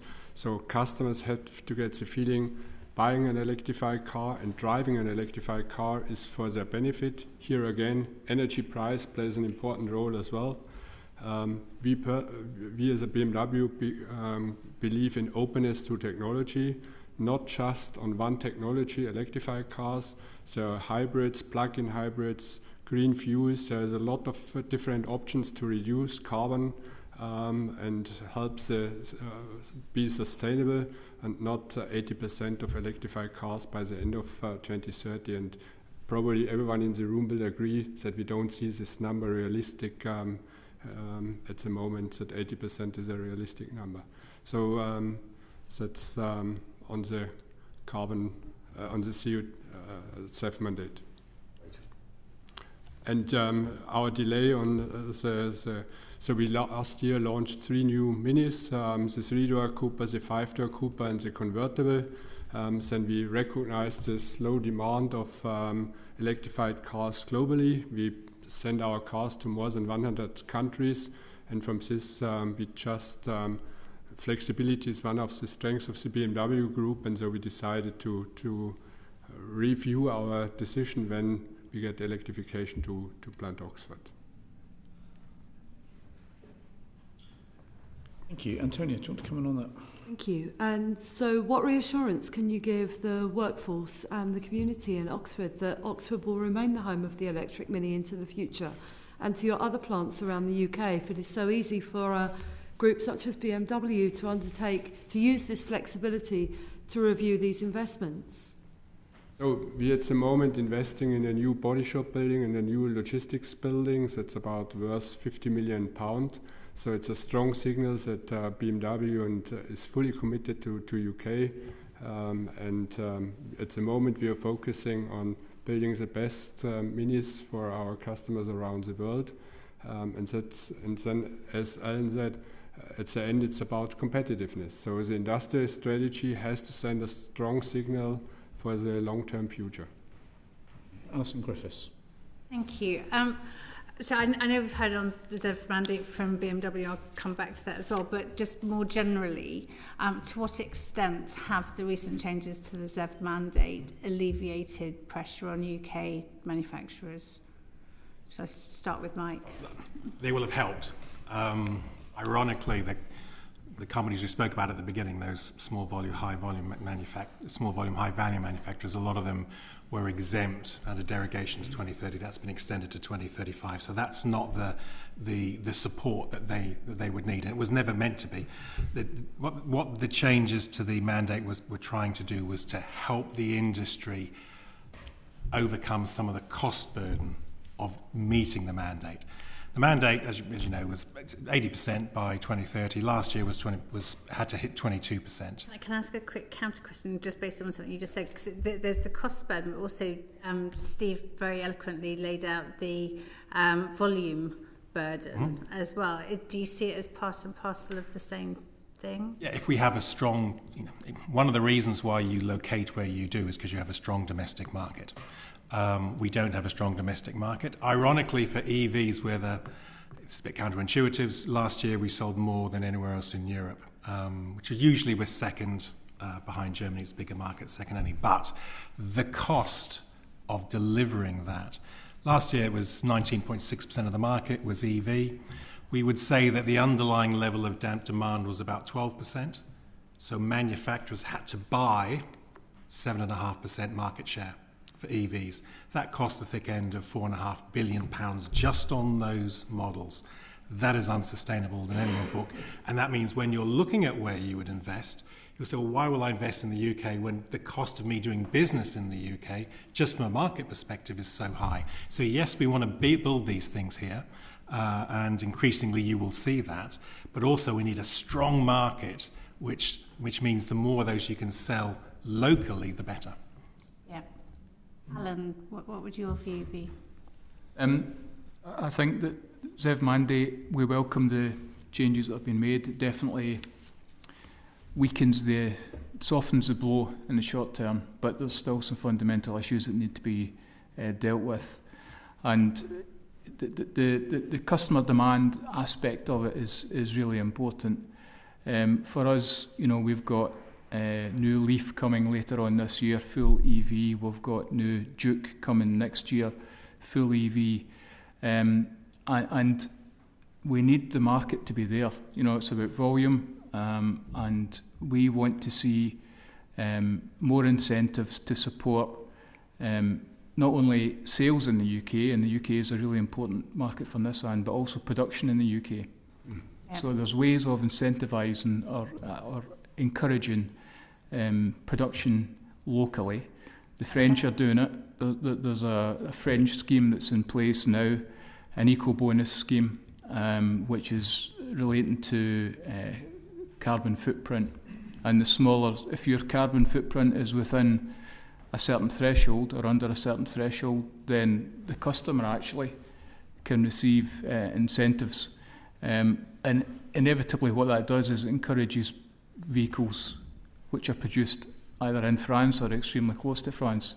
Now, we could do exactly the same in the UK. We're not doing that. Can I just pick up on something that Markus said earlier about infrastructure? Because we can incentivise all we like, but is the demand there because the cars are because the cars are too expensive, or is the demand not there because actually consumers have a lack of confidence in the UK infrastructure, charging infrastructure? It's a combination of factors. Mark's absolutely right on the infrastructure.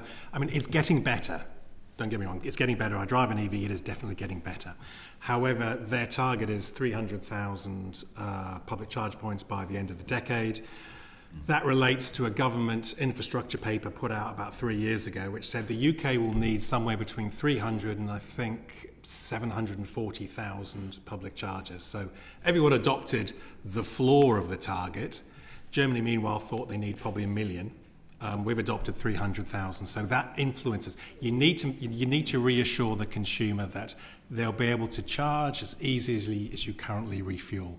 So one of the reasons. Secondly, yes, these are still more expensive vehicles. There is no incentive for the private buyer. For the business fleet buyer, there is benefit in kind company car tax, which helps them. That's why they're taking like 80-90% of EV sales. There's nothing for the private consumer. Then the third element, there is undoubtedly a more negative narrative in some of the press about EVs. I don't know where it's coming from. I don't know why. It's certainly not coming from the automotive industry, who are, as you've heard, investing heavily in this technology and need to get a return on that investment. So, Steve, what, if any, changes would you make to the design of the mandate, if any? Yeah, we would. I think there are fundamental flaws with the mandate. We welcome, like others, the changes on hybrid, the more flexible arrangement in terms of the way in which ZEV works. But that trajectory to 2030 is killing this industry. It will kill this industry in the UK. That's our view. Our view right now is unless there's a plan to address this challenge of the ZEV mandate, and that's the trajectory, and it's also fines. Because the reality is people are not paying fines, right? The Treasury is getting nothing out of this. They're buying credits. They buy credits from manufacturers that oversell the mandate with electric vehicles. So who are they? Your BYDs in China, right? The irony that UK manufacturers are buying a credit from the Chinese who are already being subsidised by the Chinese state. They're buying credits from Tesla in the United States, right? And so they're not paying fines. So some of the things that we could do are quite fundamental here. So how do we re-incentivise investment here in the UK? How do we make sure we're not fining people, but we're rewarding people for investing in technologies here in the UK and volume manufacturing here in the UK? We shouldn't be fining people that are investing billions of pounds to transition the economy, transition the sector. We should count UK EV exports in the ZEV mandate. I mean, most of our sector is export. Right? Most of the cars that we produce here go to export. Most of the cars we drive on our streets are imported. That's the reality of it. But the top 10 EV sales in the UK, every one of them is imported. I'm not here promoting imported vehicles, right? I want vehicles being sold that are being manufactured here in the UK, that are creating good, skilled, well-paid, unionised jobs from our point of view, right? But that's my mandate. That's what I want to see. So I want to see counting EV exports. Why should it be that we're greening the planet somewhere else, but that's not counting against sales that are not quite meeting the mandate here in the UK? So there's things, practical things that we could do. Additional credits for UK build. So if you're building in the United States, they do that. They have a program in California. You know, the Californian scheme's been in place since about 2008. And their mandated figure is not what our mandated figure is here in the UK that's been in for 2 years. But they're about 18% at the moment. So we've got a false target. We haven't got demand for it. So clearly we need demand measures in place to try and encourage more of the private sector at least to invest and to buy an electric vehicle. But we need fundamental changes to maintain manufacturing here. And jobs and investment and technology advances. So let me just see if I've understood this. So we've got a regime that's killing the automotive industry here, that is subsidising Chinese competitors who are already subsidised by China, or we're transferring money to Elon Musk, absolutely, who has helped put a 25% tariff on UK.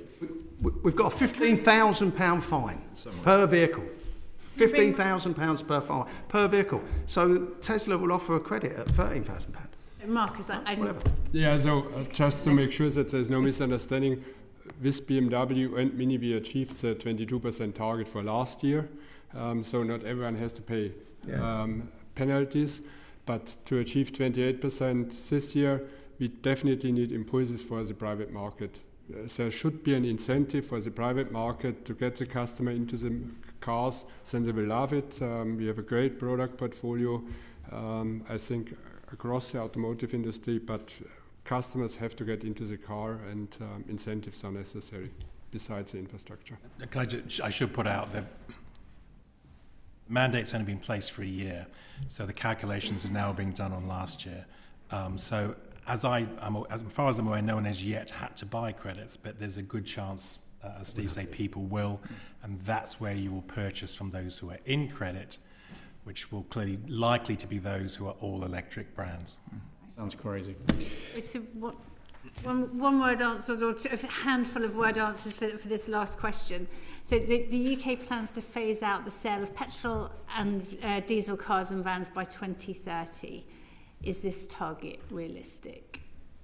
Well, what they've announced last week is that they will be phasing out vehicles that are powered solely by cars that are powered solely by an internal combustion engine in 2030.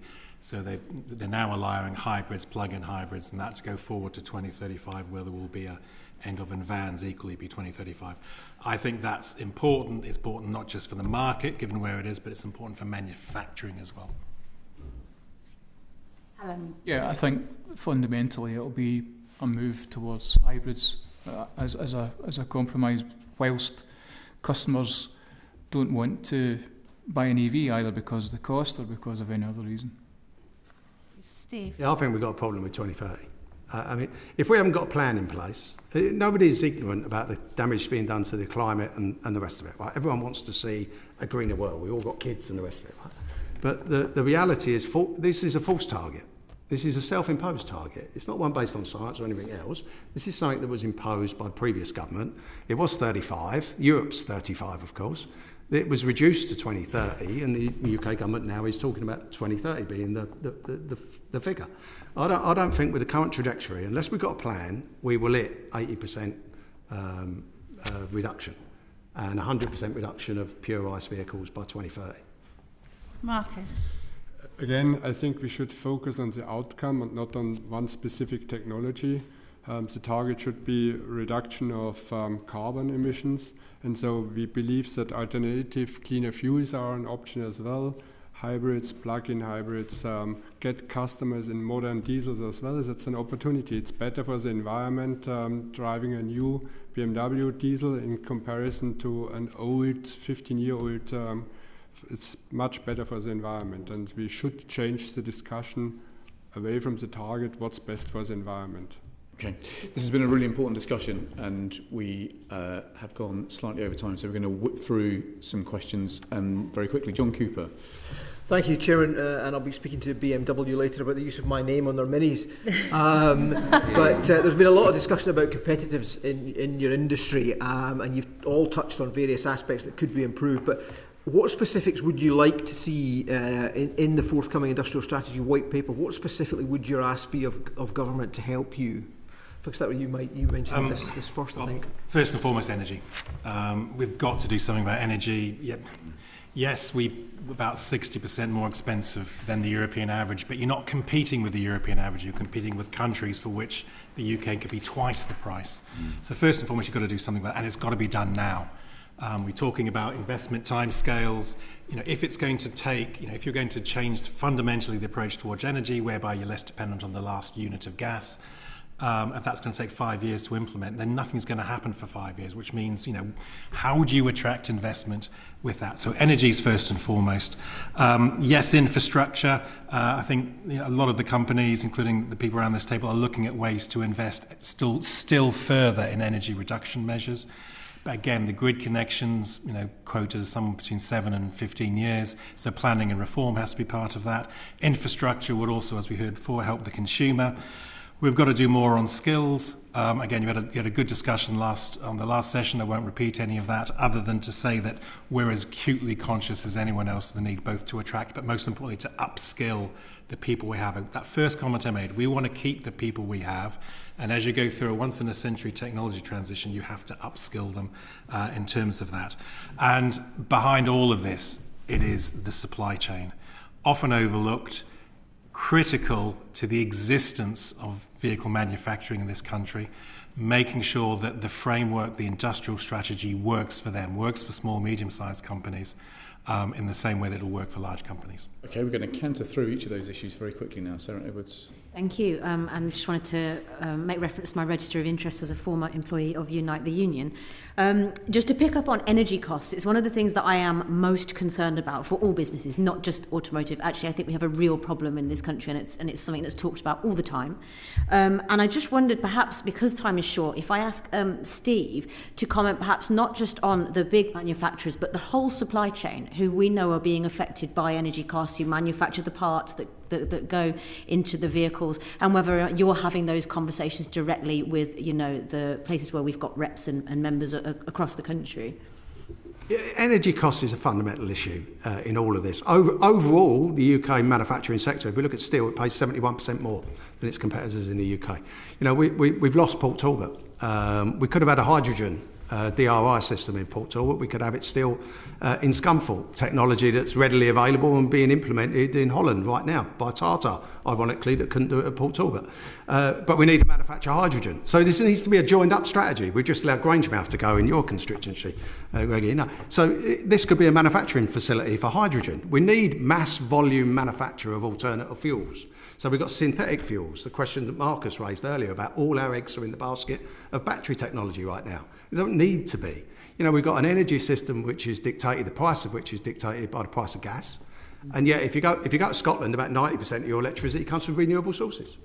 Right? So if we can't disconnect the price of electricity, and at least renewable electricities, from the price of gas, we're never going to bring down the price of electricity in the UK. We need an industrial pricing structure for energy, and particularly for electricity. But alternative fuels are going to be one of the big players, I think, as we move forward, and it's one of the big strengths of the UK with an industrial strategy. What are we good at? What's our centre of excellence going to be around high-value semiconductors, around chemical technologies for batteries, around hydrogen, fuel cells, and ICE? We've got a fantastic ICE hydrogen engine not being produced yet, but the technology's there, the research has been done, development's been done at Cummins Engines in Darlington. We've got Filler that have done the fuel injection systems for that, but can't get to industrialise it. We've got no interest from government around hydrogen.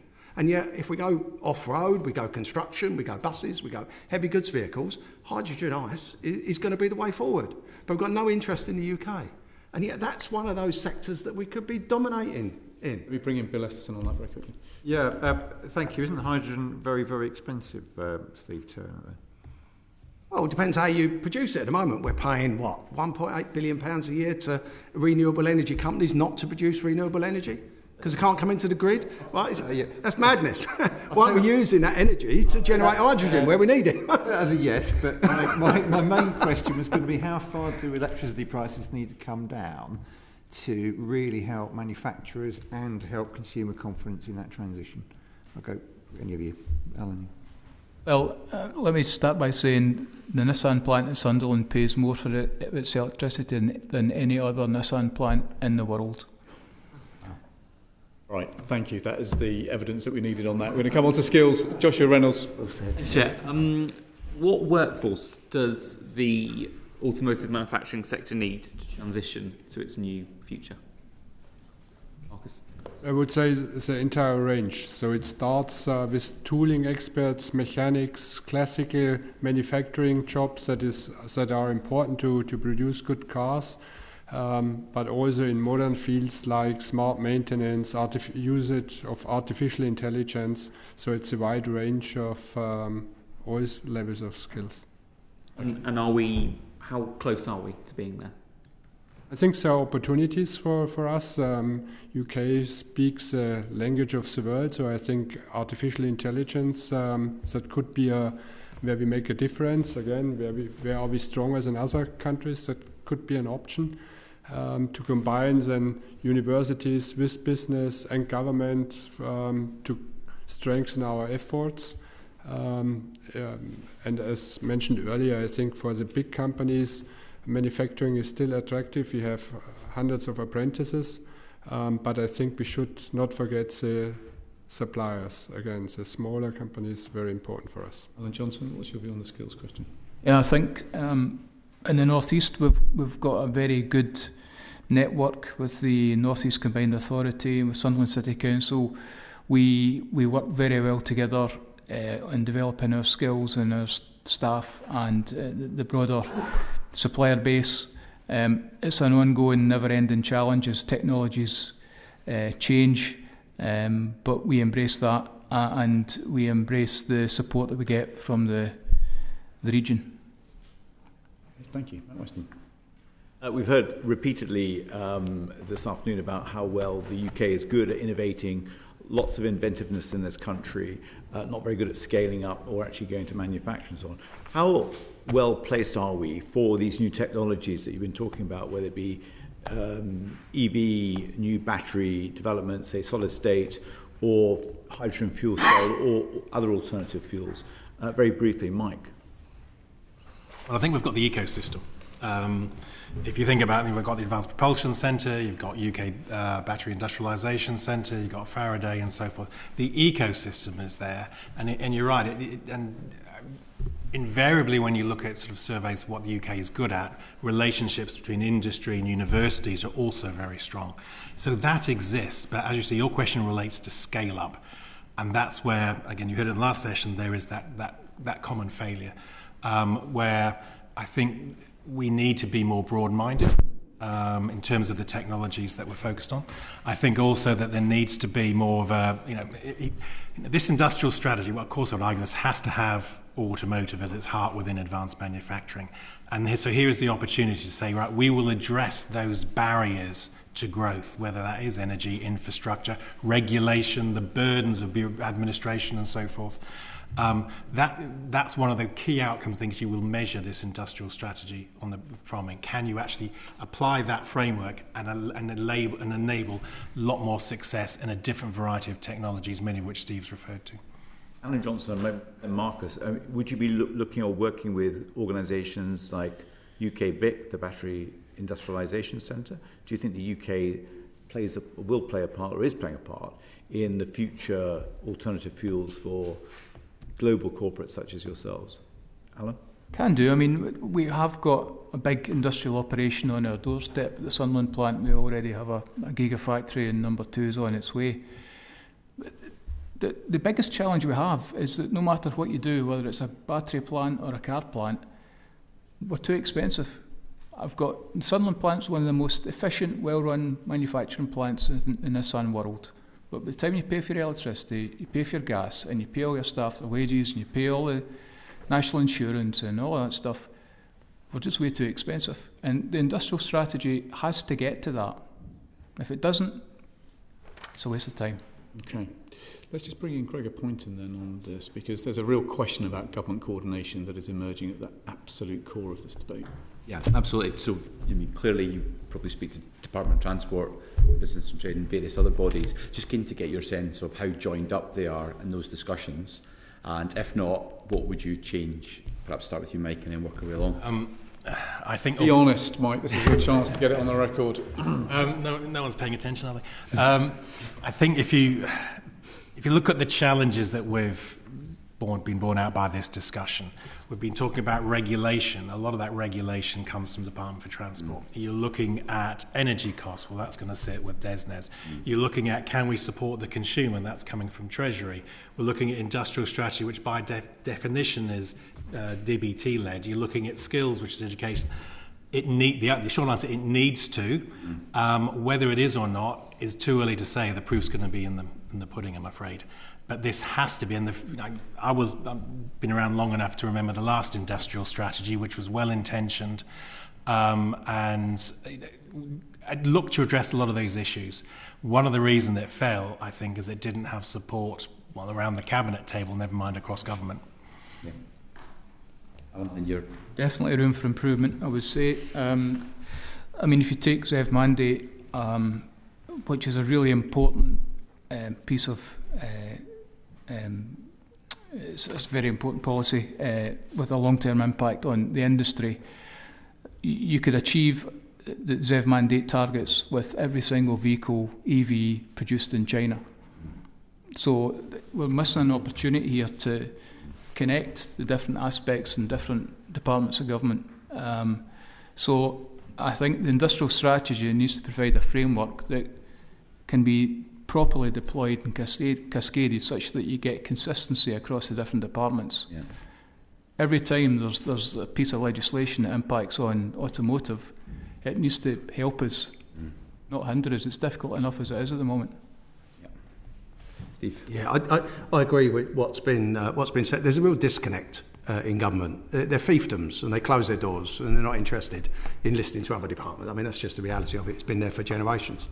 And we need to break that down if we're going to have a successful industrial strategy. You can't have a successful strategy without Treasury, without skills and education, without a whole series of different measures, including trade and foreign policy. They all need to be in the equation. The DFT have got responsibility for the ZEV mandate and DBT pick up the pieces. I mean, that's the reality of it. So that needs to be shared. One policy, one department is coming up with a policy without any understanding of the impact of that policy or any responsibility for it. And another department picks it up. In this case, it's the Department of Business and Trade. So that we need to cut through all of that. In a sense, we need a Minister for Manufacturing sitting in Cabinet. With overarching responsibility wakes up every morning thinking about what we're going to do for manufacturing. Right, whether that's in energy and auctions for wind farms that have no connection to turbines being manufactured here, or fan blades being manufactured here, or anything, right? Or whether it's the ZEV mandate and the rest. So there are a whole series of things where one department comes up with a policy, which is a great policy and everyone would agree with it, but the impact of that or the opportunities that could come from that for UK manufacturing are lost. There's no one getting up in the morning thinking about manufacturing and the impact of all of this on the UK, on jobs, on growth, on investment, on new technologies, all of those things that we're great at. R&D, we're great at it, but we then flog it under licence and build it in Korea or something, rather than manufacturing it here. Right? So how do we do that? There's got to be a link to R&D. This is public money. Our money is going to a company to develop research and development for new products that are not going to be manufactured here. We need to stop that. And we need to have it clearly written into R&D contracts that if you want public money, you're going to manufacture that product here. You're going to utilise the workforce here. You're going to develop the skills you need here. And you're going to match investment here. Whether that's an equity stake in the business, great idea. Or whether it's written into the terms, great idea. But it's got to be addressed. Because we're a victim of that time after time after time after time. And you heard it in a previous panel, more so than here. Markus. So we have a good relationship with BMW, with the government, particularly with the Department for Business and Trade.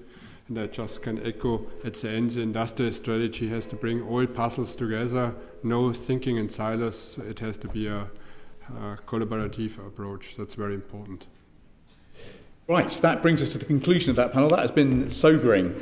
Thank you very much indeed for being so clear with us about what is going to be needed in the short, medium and long term. That concludes this panel.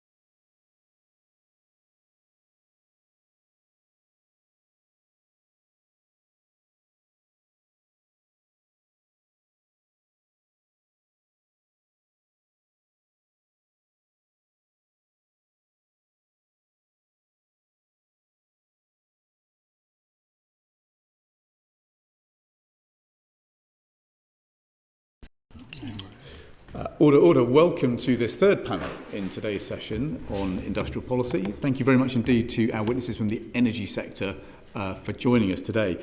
Louise Kingham, I wonder if I could kick off with you. So we're obviously interested in the way in which clean energy can become a really important sector of our economy in the future. BP has just decided to spend an extra £10 billion a year on pumping oil and gas, as I understand it. Yet the scientific evidence says that if we're to keep global temperatures down by 1.5%, there should be no new drilling and no new excuses. Once upon a time, BP seemed to be like it was leading Green Britain, and now you're lagging Green Britain. Just help us understand whether you're now basically putting profit before the planet.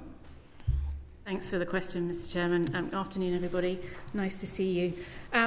If I might politely just correct a few points in that introduction. So it's about I think the IEA and others, as very credible organisations with reference scenarios, have talked about no new frontier exploration. That's not the same as no new drilling or production or development of oil and gas, because all of those organisations, including our own Committee on Climate Change, will say that we need oil and gas in the system to some degree by 2050. And clearly there can be debate about how much of that is the case, but those are the scenarios of others independently. Well, I've got the IEA report in front of me, 2021 net zero by 2050. It says that reaching net zero requires, quotes, no investment in new fossil fuel supply projects beyond those already committed. Yeah, and the nuance to that is the development of licences already awarded and the associated development and production with those is not what that means. And that's that it's a technical difference, but it does explain the fact that the other credible scenarios, including the IEA's, say that we will need oil and gas out to 2050, whilst at the same time we must invest and build out the low carbon industries. And again, if I might slightly add to your introductory remarks, in the UK, BP has an investment programme, a multi-billion-pound investment in programme, and actually 3/4 of that is investing in low-carbon technologies. So whilst globally the transition has slowed, and we have to go at pace with that slowing transition, and I think you've heard some of the challenges around pace from colleagues who've been on earlier panels, and we absolutely have experienced that, and we very openly said back at the end of February we did too much and too quickly, we went too broad, too fast.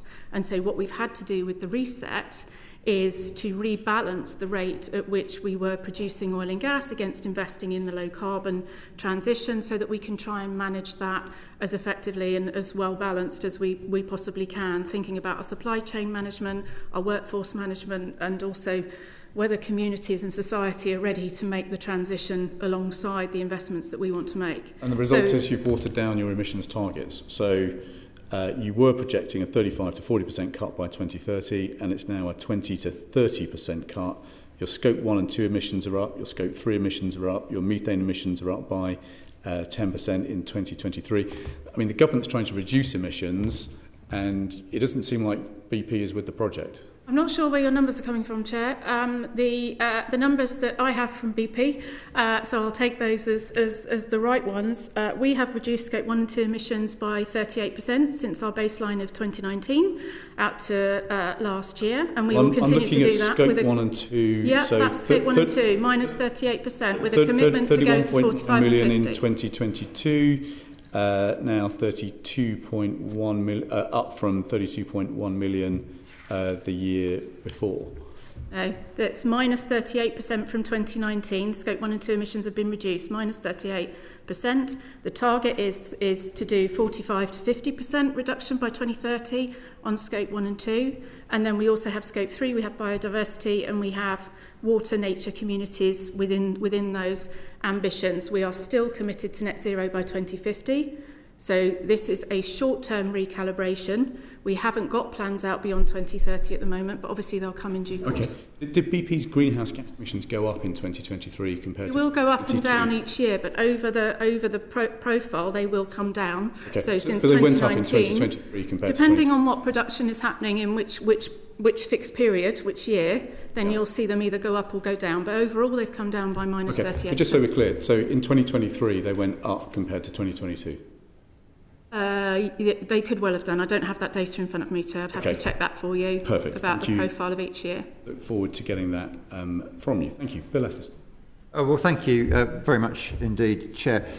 I'll follow up, Louise, from the Chair's questions. Now, the IMF says that the multiplier for investment in renewables is between 1.1 and 1.5, but for fossil fuels it's only 0.5 to 0.6. At the same time, $2 trillion was invested in clean tech in 2024 against $1 trillion in fossil fuels. The market is very definitely suggesting that investing in renewables is where the returns are. Why are your investors putting up with you rowing back on your commitment?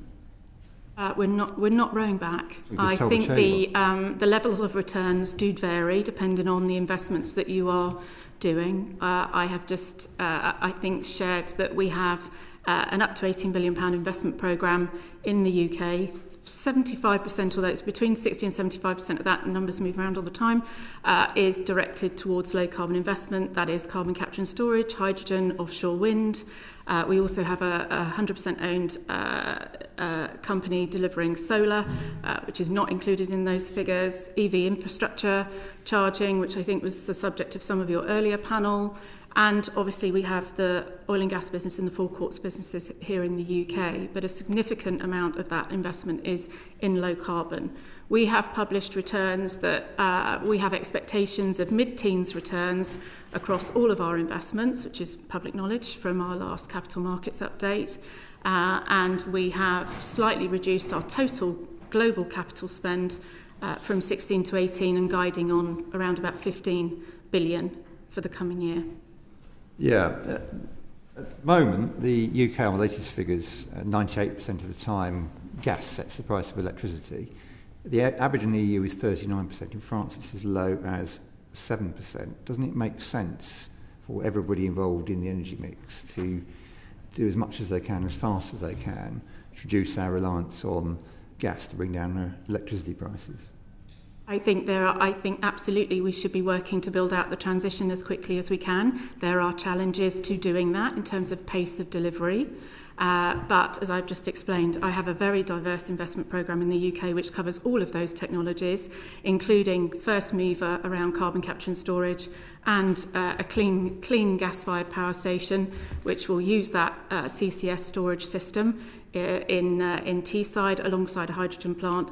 There's also an issue around, I think, demand requirements for certain feedstocks or certain kinds of supplies. If you need a stable base load, then you'll look to things like fast dispatchable gas and nuclear power.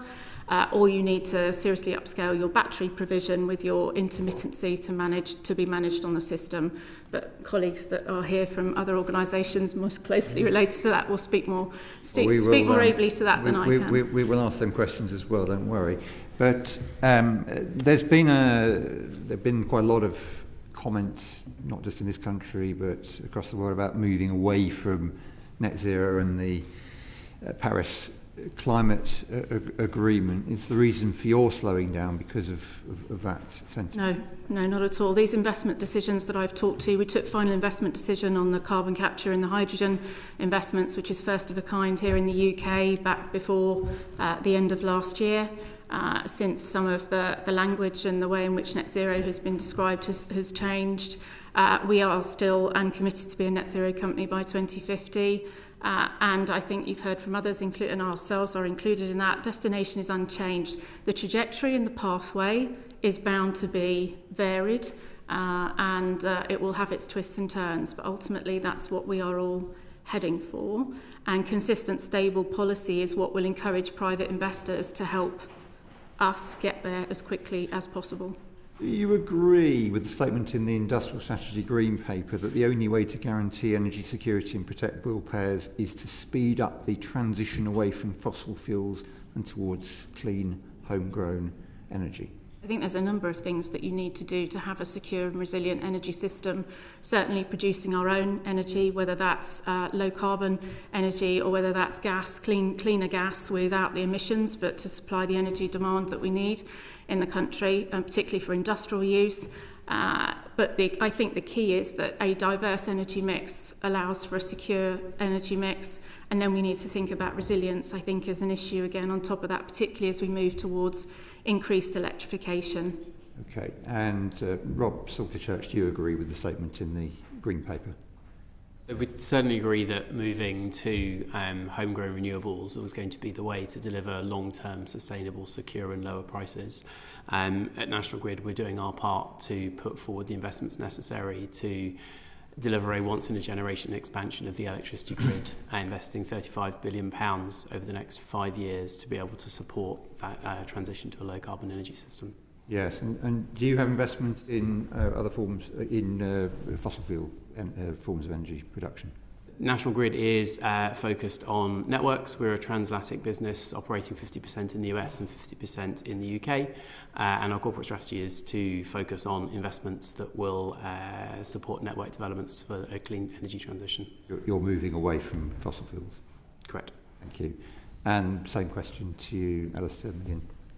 So I'd maybe just kind of start my response by talking about that this is a transition. There will be periods of time where we move away from fossil fuels, but kind of clearly there's a need to make sure that we take people and places with us in respect of kind of production of energy. We're a user of gas for our kind of gas power stations. We're looking to undertake activities by which we can decarbonise those through the development of CCS and hydrogen options. But we'd agree with Rob's comments around in the kind of medium term and into the longer term that actually an investment in clean energy infrastructure is going to be the way that we're going to address some of the competitive challenges that was mentioned in previous panels.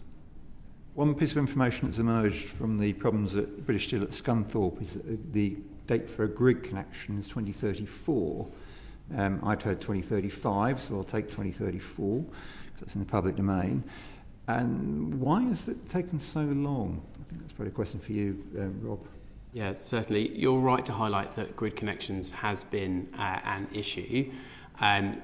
Recently, just last week, Ofgem announced the reform of the connections process that will remove a broken system that allowed for a huge number of applications into the grid queue and for things to be done on a first-in, first-served basis. What we've seen with the new reforms that we really support is a reprioritisation of grid connections to take the government's strategic view of what's needed to deliver the Clean Power 2030 mission and a reordering of that process to be able to bring forward connections.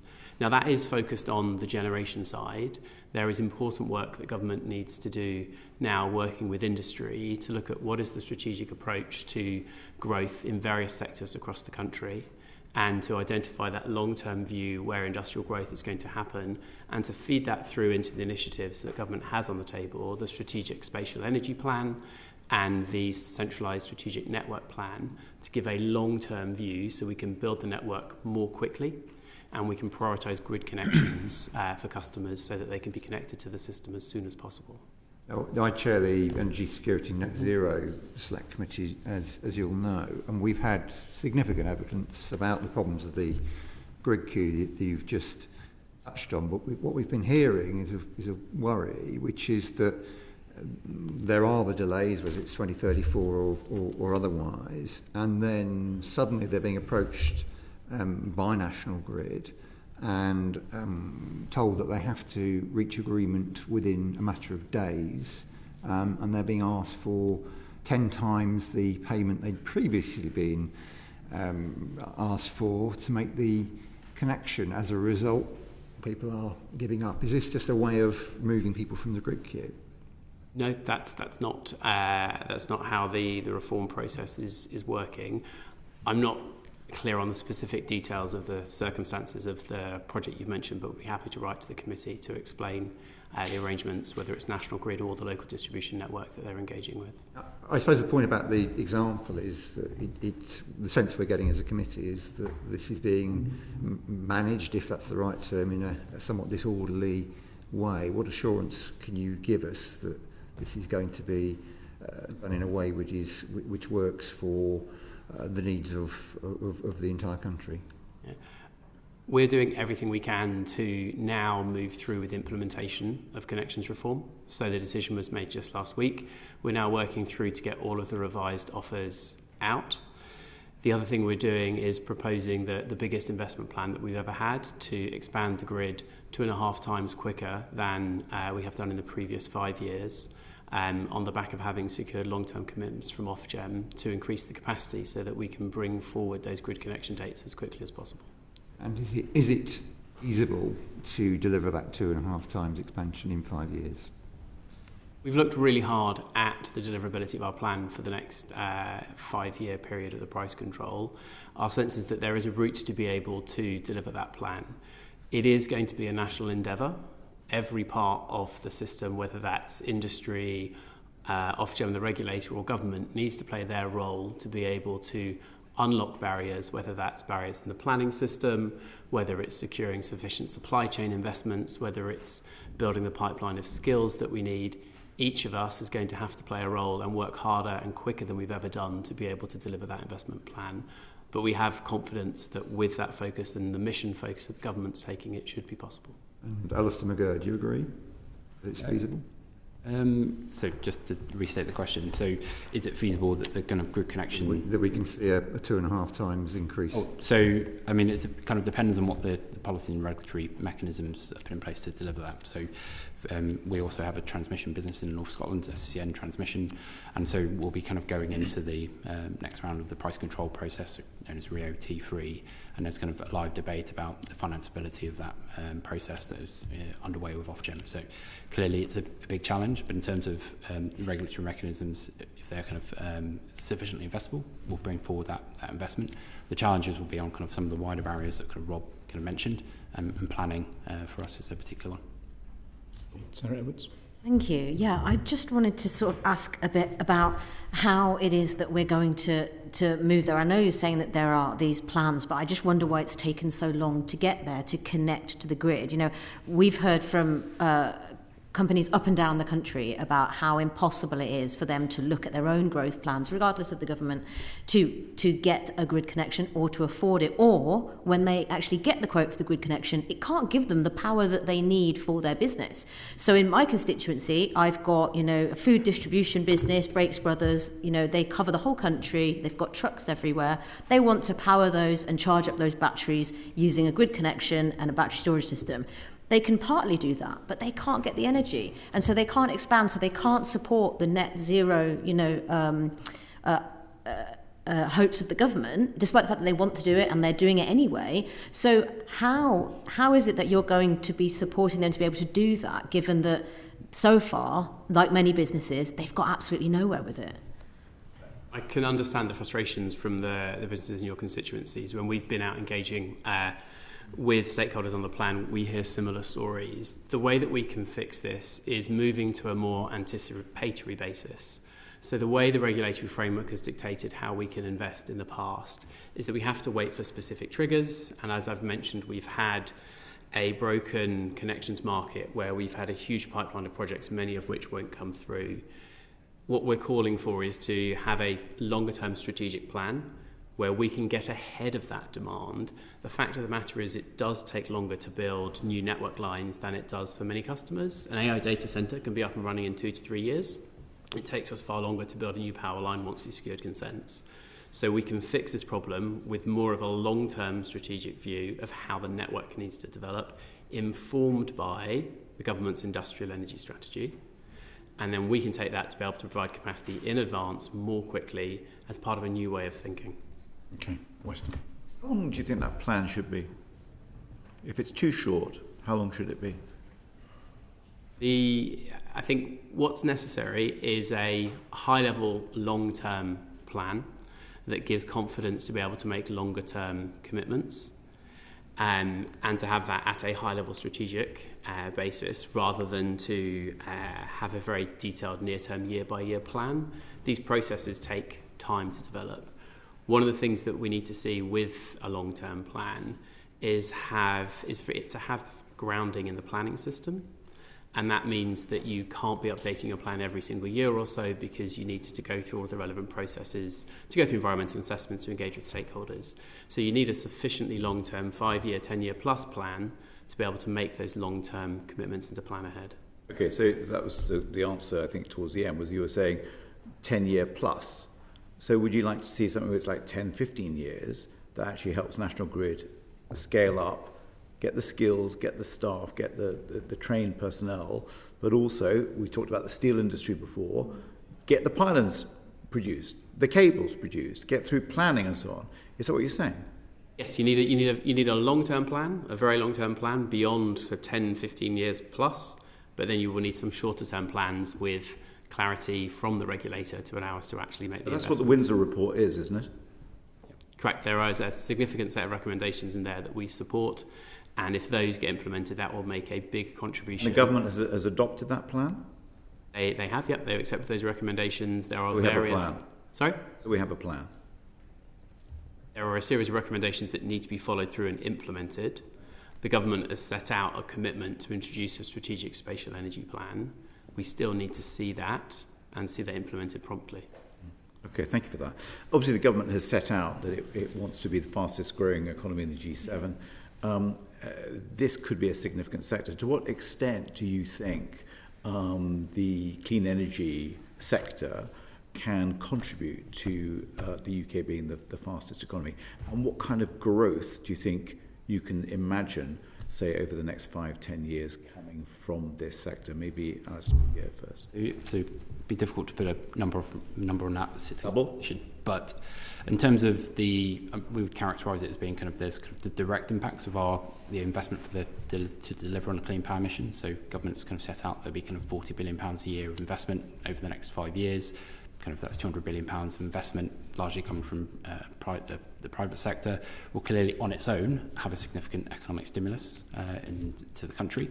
And then there are maybe 2 indirect impacts that have particular relevance and could deliver some economic opportunities as well. So the first of those indirect benefits will be are we able to capture the economic opportunities that come from this direct investment that we as a sector are able to do? Quite frankly, as a country, we've been pretty poor at doing that, but actually, hopefully, the industrial strategy hopefully helps bring a lot of these levers together so that we can capture a lot of this domestic supply chain here in the UK. So that's one indirect benefit that we can potentially get from that investment that we as a sector are doing. The other one is sometimes overlooked, but has been referenced today, is what are the needs of businesses from the energy system? So there are two that have come out from the kind of debate that we've had so far today. First is kind of secure competitive energy, which we entirely agree with, and the Clean Power Mission will help deliver that. And actually the second is actually access to infrastructure. So we talked about grid connections being a kind of somewhat arduous process in terms of getting those connections, but actually the plans that we've kind of referred to now, be they the Strategic Spatial Energy Plan or the Centralised Strategic Network Plan, which relates to transmission, or kind of regional energy system planners, which are kind of relate to the distribution level, all of these plans will help not only kind of tie together the generation side of the energy system, but actually create space in the system for strategic demand to be placed where those demands might be coming in the future. So we're taking a much more strategic approach to how we develop the energy system, which will hopefully, kind of all being well and is delivered in a timely fashion, will help businesses get quick access to the electricity system and to support their expansion plans for the sites they have and potential for new investments into the energy system. And secondly, I'd also mention in respect of the need for CCS and hydrogen infrastructure in the UK's industrial clusters, kind of having that kind of brought forward will enable a whole range of kind of industries to access low carbon fuels, and in particular we would see a potential benefit or potential opportunity in Scotland in particular, where it's able to access or kind of be a European leader of low carbon fuels if there was CCS capacity. What's your view, Rob Salterchap? It's similar that there is both a direct impact of what the electricity sector can deliver into the UK. So collectively, we're planning to invest £77 billion in the next 5 years through the next price control. But more importantly is the impact that we have to connect businesses across the country with the sources of power that they need. So at National Grid, our plan that we've set out would connect 35 gigawatts of new generation. So that's more than double the rate of what we did in the previous 5 years. But importantly, massively increase the demand connections available. We would connect 19 GVA, which, to bring that to life a little for the committee, is the same as 1/3 of GB's peak demand, is the additional demand capacity connections we would provide in the next 5 years through our plan. And we would be supporting 55,000 jobs across every region of England and Wales. So there really is a huge potential for electricity networks to be at the intersection of the government's Clean Power 2030 mission and the government's growth mission. Thanks, Chair.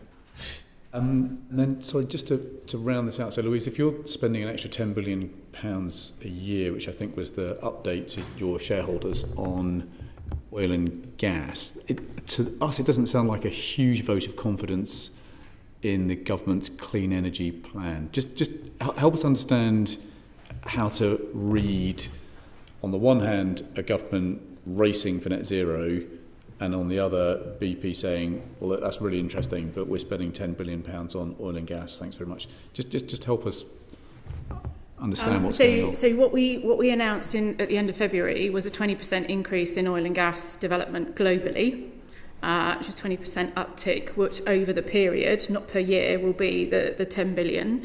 In the UK, we have a multi-billion-pound investment programme, and to add to the examples and give you a real one, where it is creating growth, two of the projects that we have taken final investment decision on in the UK around carbon capture and storage, and the clean gas plant that will be connected to that system will create 3,000 jobs in construction this Parliament.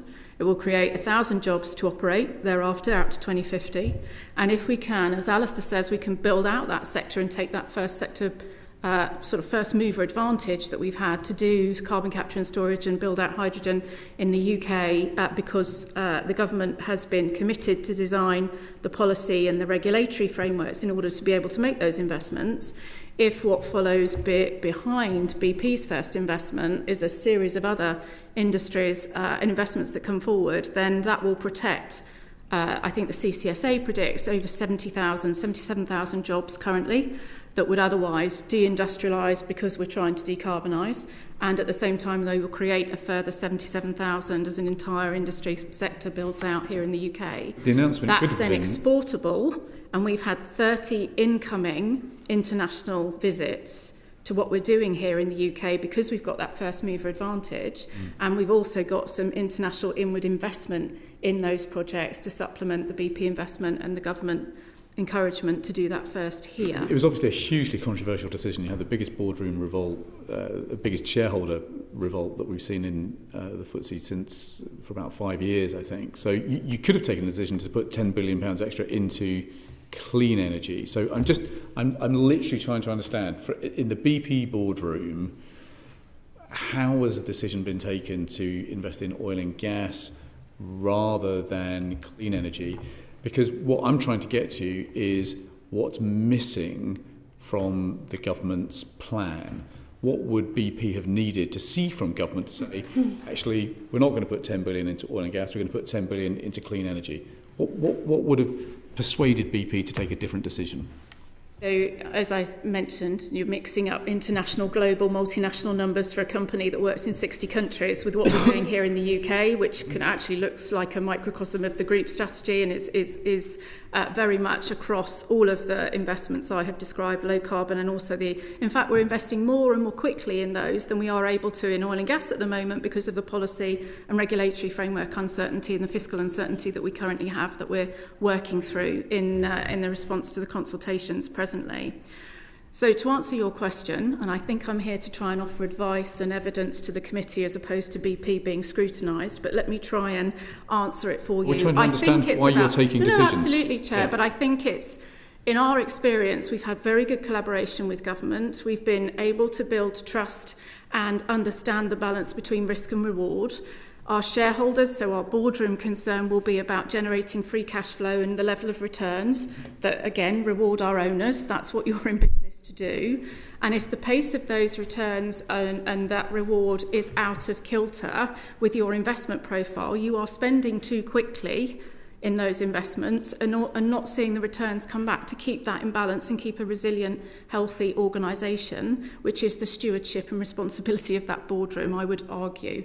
So that's what's going on. And I think to answer your question in terms of what does government do, the one thing that I think is important is to be able to pick up the pace of the decision making and the pace of the execution. Because as you're hearing from us, I think as a collective, there's an awful lot of opportunity in growth, in the growth mission and also in the clean energy mission, and them being compatible with each other if we make expedient, obviously the right decisions, but we do that quickly and we get to execution quicker, and also we remove those barriers more quickly, which we are in the process of doing, but actually that's the opportunity. And we have done that. We would not have done the CCS and hydrogen investments in the UK, which is £4 billion worth of supply chain contracts to largely UK organisations, so small businesses in our economy. We would not have taken that decision unless the government had worked really hard to help us get there together first. We could have done that in the US, we could have done it in the Middle East, and a number of other places where we operate, where that could have been an opportunity. So I think there's lots of good things happening. We just need to try and be able to, as we piece all these plans together, including the industrial strategy, we need to be able to move at a faster pace to execute. Just a quick question. Yeah, we've talked a lot about decarbonisation, but in your experience, what has been the impact on the supply chain of BP in the North Sea as a consequence of the decarbonisation over the last few years and the ambitions of the government? So BP touches about 81,000 jobs in the UK, and about 65,000 of those are indirect, so they're in our supply chain. As a principal investor and operator, the lion's share of those opportunities are there. We spent, last time we looked, it was 5.3 billion in that supply chain, which is obviously largely around the oil and gas activity ahead of the financial investment decisions being taken on some of the low carbon investments. There is the opportunity for a lot of that skill set and capability to lift and shift to create low carbon supply chains. But again, they need to be able to invest. They need and they have openly said, I don't think I'm putting words in their mouth, but in other fora I've been in, they've openly said we need to keep working in the oil and gas industry here in the UK in order to be able to invest in the kit and the capability and the skills that we want to move across to the low carbon. So again, it's about trying to keep this in balance as we go as quickly as we can, because they want to be able to see line of sight to future full order books to be able to do low carbon supply chain delivery, and actually quite a large proportion of those skills are transferable. So it's a real prize for the UK. And we've had experience where previously, we've gone strong into offshore wind, but that didn't build out a domestic supply chain the first time around. So we have the opportunity with Clean Industry Bonus and other things that are being supported by government to be able to try and foster that and infuse that to be something that's homegrown. And I think the flip side to that, I would say, Alison, is we need to recognise that comes as a strategic choice and with a cost. In terms of building UK supply chain activity as opposed to sourcing that in from other places that then doesn't stay. And I think the other thing you will have seen from the North Sea supply chain experience over the last 6 decades, that's very exportable. So, we build that capability here, and then you'll hear Scottish voices or voices from the North East quite often all over the globe working today in the industry, and that's another opportunity that we can replicate. Okay, Alistair. Yeah, just come back to what you were saying about carbon capture and the amount you've invested in it. Did you say you'd committed 4 billion into carbon capture in the UK of the 10 billion that you've reinvested into in the supply chain? Those are the supply chain. That's the value of the supply chain contracts we have issued after taking final investment 4 billion from BP out of the 10 billion that you've from all the partners. Yeah. And how much from BP? And it will be. We don't disclose the breakdown of those numbers. The total investment of the 2 projects is around about 10 billion, and 4 billion of that is going straight out to supply chain. Okay, so we've got a 10 billion. We've got 10 billion increase in your fossil fuel investments, and some of it's gone into carbon capture. That's as good as that's as much as you can tell us. They're separate numbers. I treat them bills separately. The increased investment that you're talking about in oil and gas is not likely to be part of the current programme. That will be new investment that comes at a later point. Okay, this is real. This is money being spent as we sit here now on building out supply chain capability. The total value of those projects around the 2 that I've mentioned that have got the 4 billion of supply chain contracts awarded is 10 billion by coincidence. They're different numbers. Okay. Alistair, McGirr, question for you. Just looking at it from a consumer perspective, so Whitney is my constituency. I was in JSP's manufacturing facility in Stanlake last week. They've got one of the biggest bits of injection moulding kit I've ever seen in my life, idle for the last 5 years because it can't get power.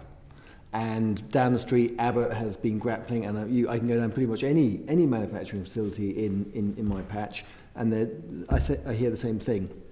Could you tell us what you see as the things you would most like to see fixed, and what are really holding you back from being able to provide electricity to consumers locally, whether it's in West Oxfordshire or elsewhere? In respect to your kind of constituency, I'm assuming we have the local DNO, so the distribution network operator for that area. So it comes back to the kind of discussion we had before around the regulatory frameworks, both in terms of the plans that are coming forward and also the kind of network infrastructure that's there in place. But in terms of the connection process, clearly it's been too slow and ultimately too costly.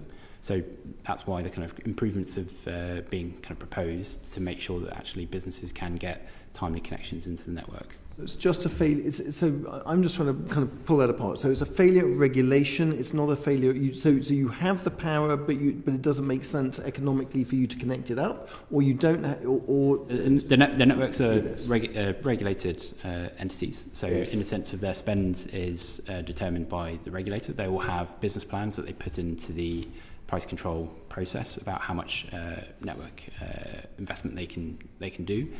That will kind of be limited to effectively try and protect consumers against some of those costs. But there's a balance there around how much investment can happen now versus what the needs of the network going forward. It's just a total failure of the regulatory environment. I would say a lack of strategic foresight. Effectively, it's just not working, and that's why we've got 2034 dates and all this kind of craziness. Yeah. I think there is a process point around grid connections in respect of who, ultimately what we have at the moment is first come, first serve. Clearly that doesn't work for everyone because not everyone's going to sit in a queue waiting for that capacity to become available. But actually, back to kind of Rob's point around the kind of strategic investment in the network, and this kind of strategic plan. So at the distribution level, there's something called the kind of RESP, or the Regional Energy Strategic Planner, which will effectively take the kind of local plans, including businesses like the one you mentioned, as well as some EV charging or heat decarbonisation projects or data centres or housing projects, and then construct a locally agreed energy plan that the electricity distribution network can effectively put that infrastructure in place so that there are timely connections for businesses. Okay, thank you. And a question for you, Rob. Single day-ahead coupling and contracts for difference. I'd love to hear kind of National Grid's perspective on whether single day-ahead coupling with Europe would be a good thing in terms of being able to trade electricity in and out between the UK and the EU more effectively, and also what you'd like to see improved in contracts for difference. Certainly, we think there is more that can be done to harness the power for international collaboration and trade in electricity. I think there are some significant barriers that we see in the current trading arrangements, whether that's the details of day-ahead coupling or the double taxation of the carbon content of electricity as a result of the carbon border adjustment mechanisms. Those are the kind of mechanisms that we would like to see dealt with, and we think the government is doing the right thing in engaging with a close relationship on electricity trading with EU partners. On the specifics of day-ahead coupling, I'm happy to write to the committee with more detail. That's not in the direct part of my part of National Grid in the transmission business, but we can write to you on that. Thank you. Maybe just to quickly come on the CFD points, because I appreciate Rob won't directly be involved, but I think one to add on the kind of relationship with Europe and the kind of relinking or the linking of the UK and EU emissions trading scheme, as I think as this committee has suggested, will be a kind of key element of the next kind of the month, and hopefully we'll see that on the agenda. As Rob alluded to, with the coming of the EU CBAM, there's a kind of industrial issues that are coming, but also it's a big issue for electricity trading. But in terms of the CFD, we've got prospectively the largest CFD or offshore wind auction coming this year. There's a kind of, in terms of the changes that are being kind of discussed, they're actually relatively small in terms of tweaks in respect of actually do you have longer CFDs, which is kind of commonly accepted as a good thing, ultimately kind of reduce risks and therefore kind of cost to consumers. But I think one kind of big issue that we're seeing that's kind of running into the CFD auction is the prospective introduction of zonal pricing, which would effectively potentially split the kind of GB electricity market into a dozen or so different prices. From a infrastructure developer perspective, that just adds significant cost, risk and thus cost into the process.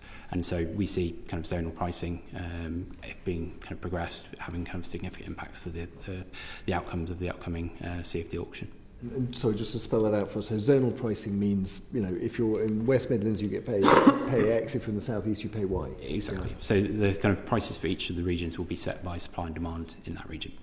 If I might add also, there's a further opportunity with this upcoming auction round AR7, as it's known, in the summer, where the government is presently minded, as I understand it, to give pre-consented projects the opportunity to bid into that auction in order to encourage more gigawatts to come forward. And obviously, it should be beneficial to consumers as well in terms of more competition into the system. And that's a real opportunity for the Clean Power 2030 plan and to get within the shooting distance of the gigawatts that folks want on the system for offshore wind.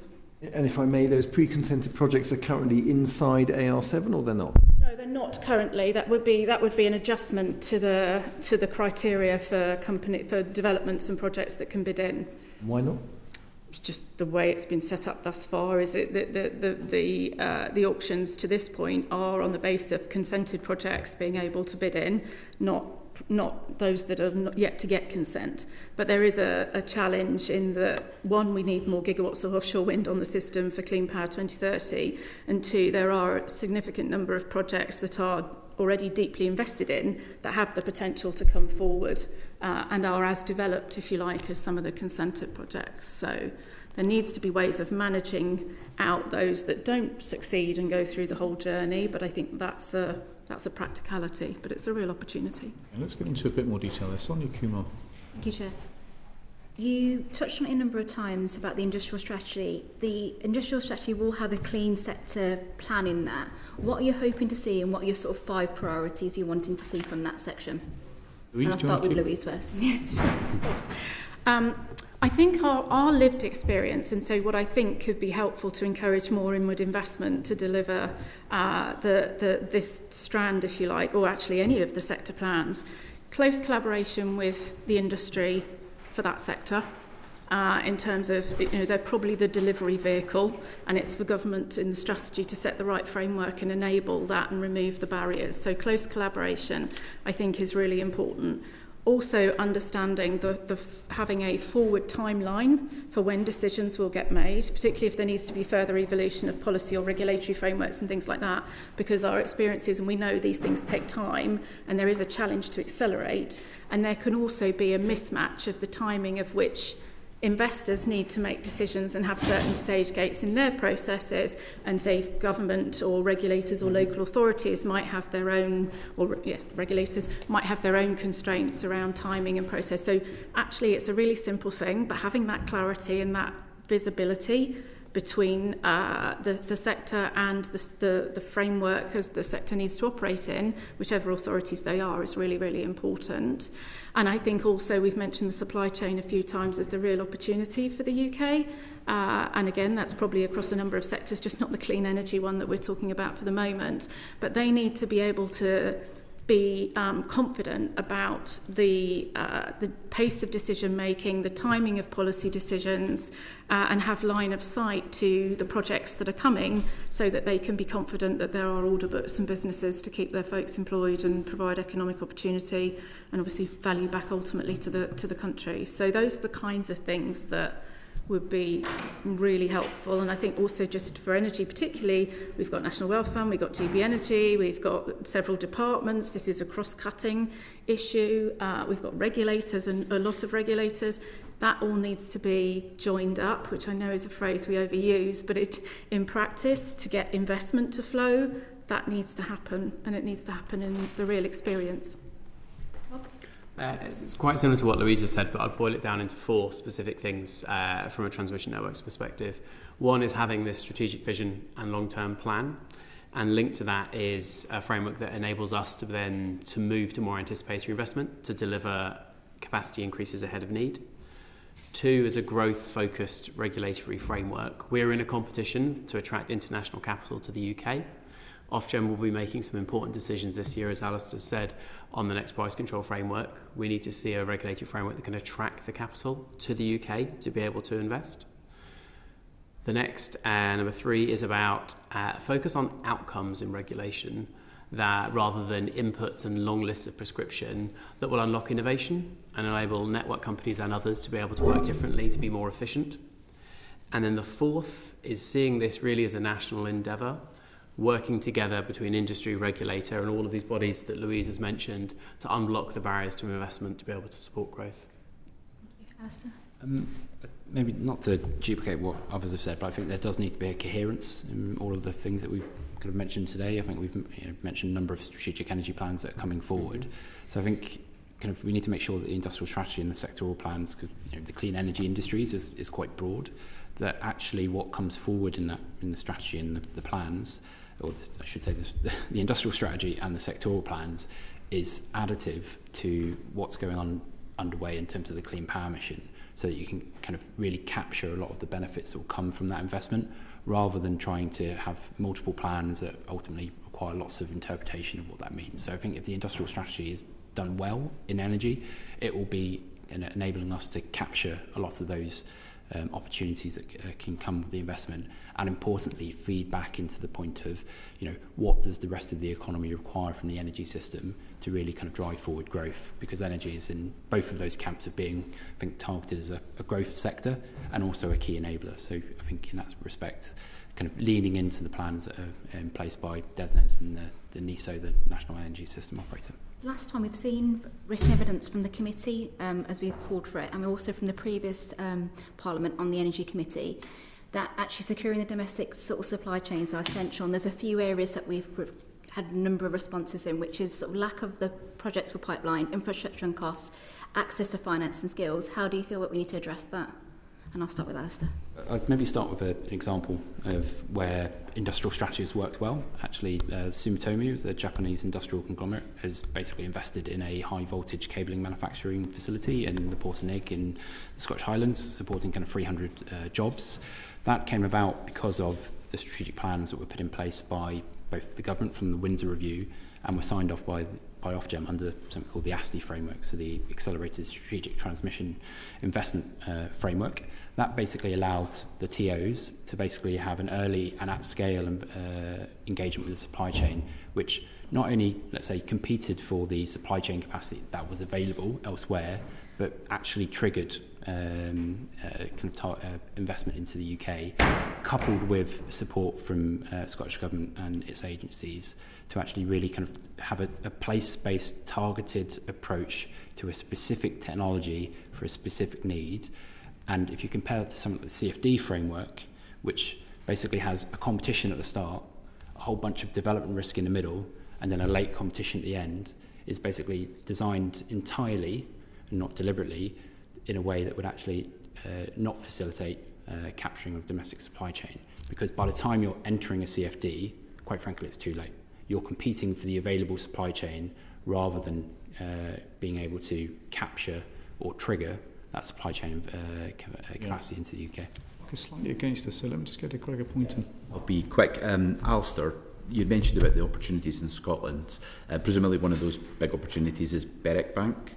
Just I mean, time is against us, but just give us quick on size of investment, jobs and power that will that. So Berwick Bank is an offshore wind farm in the Firth Forth, 4.1 gigawatts, in the tens of billion. Couldn't exactly say what it will be quite yet, but it's a significant project. If it was built, it would be the largest in the world. And to Louise's comments before around consented projects into the next CFD round, Berwick Bank has been sitting in the Scottish planning system for 2 years and counting.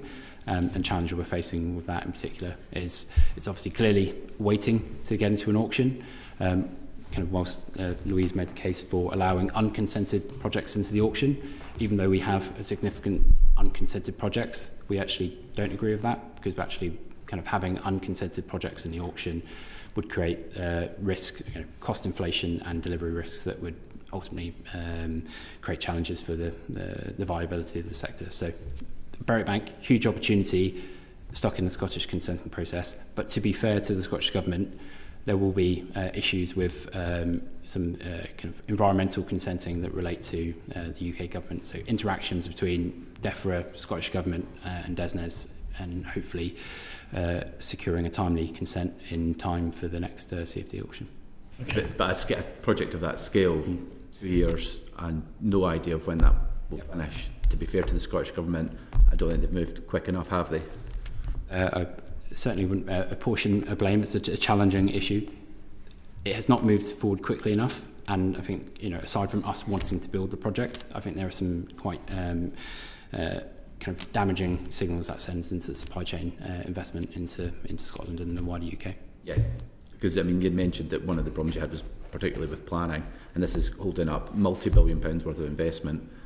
And we're not sitting there for 2 years, and we've got no idea when it will come back. Agreed. Hopefully projects like Berwick Bank can get timely consent.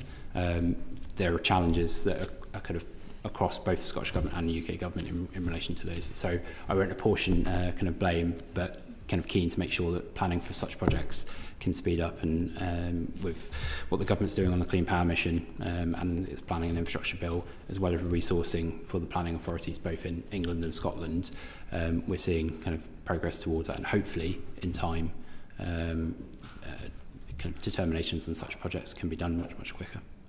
Okay, thank you. So just to wrap up, this has been a very illuminating session, so thank you very much indeed for your evidence. It sounds like there is a lot of muddle in government strategy and coordination at the moment, which probably makes understanding risk and return quite challenging. Just, Louise, what's your impression of how joined up government departments are in pulling together the kind of strategy that would make it easier to invest bigger in the future? I think joined up government has been a challenge that I've heard in my 30-odd years of being around this subject matter. So I wouldn't direct that at any particular administration. I think it is a challenge to work across on complex issues like the clean energy system and having a secure, resilient energy system for now while we build that out, because it is a transition, as has been said. So our direct experience of engagement latterly has been very positive. And I think it's fair to say that there's mutual learning between industry and government about how to get things done, and particularly about how to get things done at pace, whilst understanding and respecting the different processes or the different requirements. Value for money is a great example. Industry will do value for money calculations in a very different way to how government will do value for money. And industry will look 25 years out over the lifetime of an investment, possibly even longer.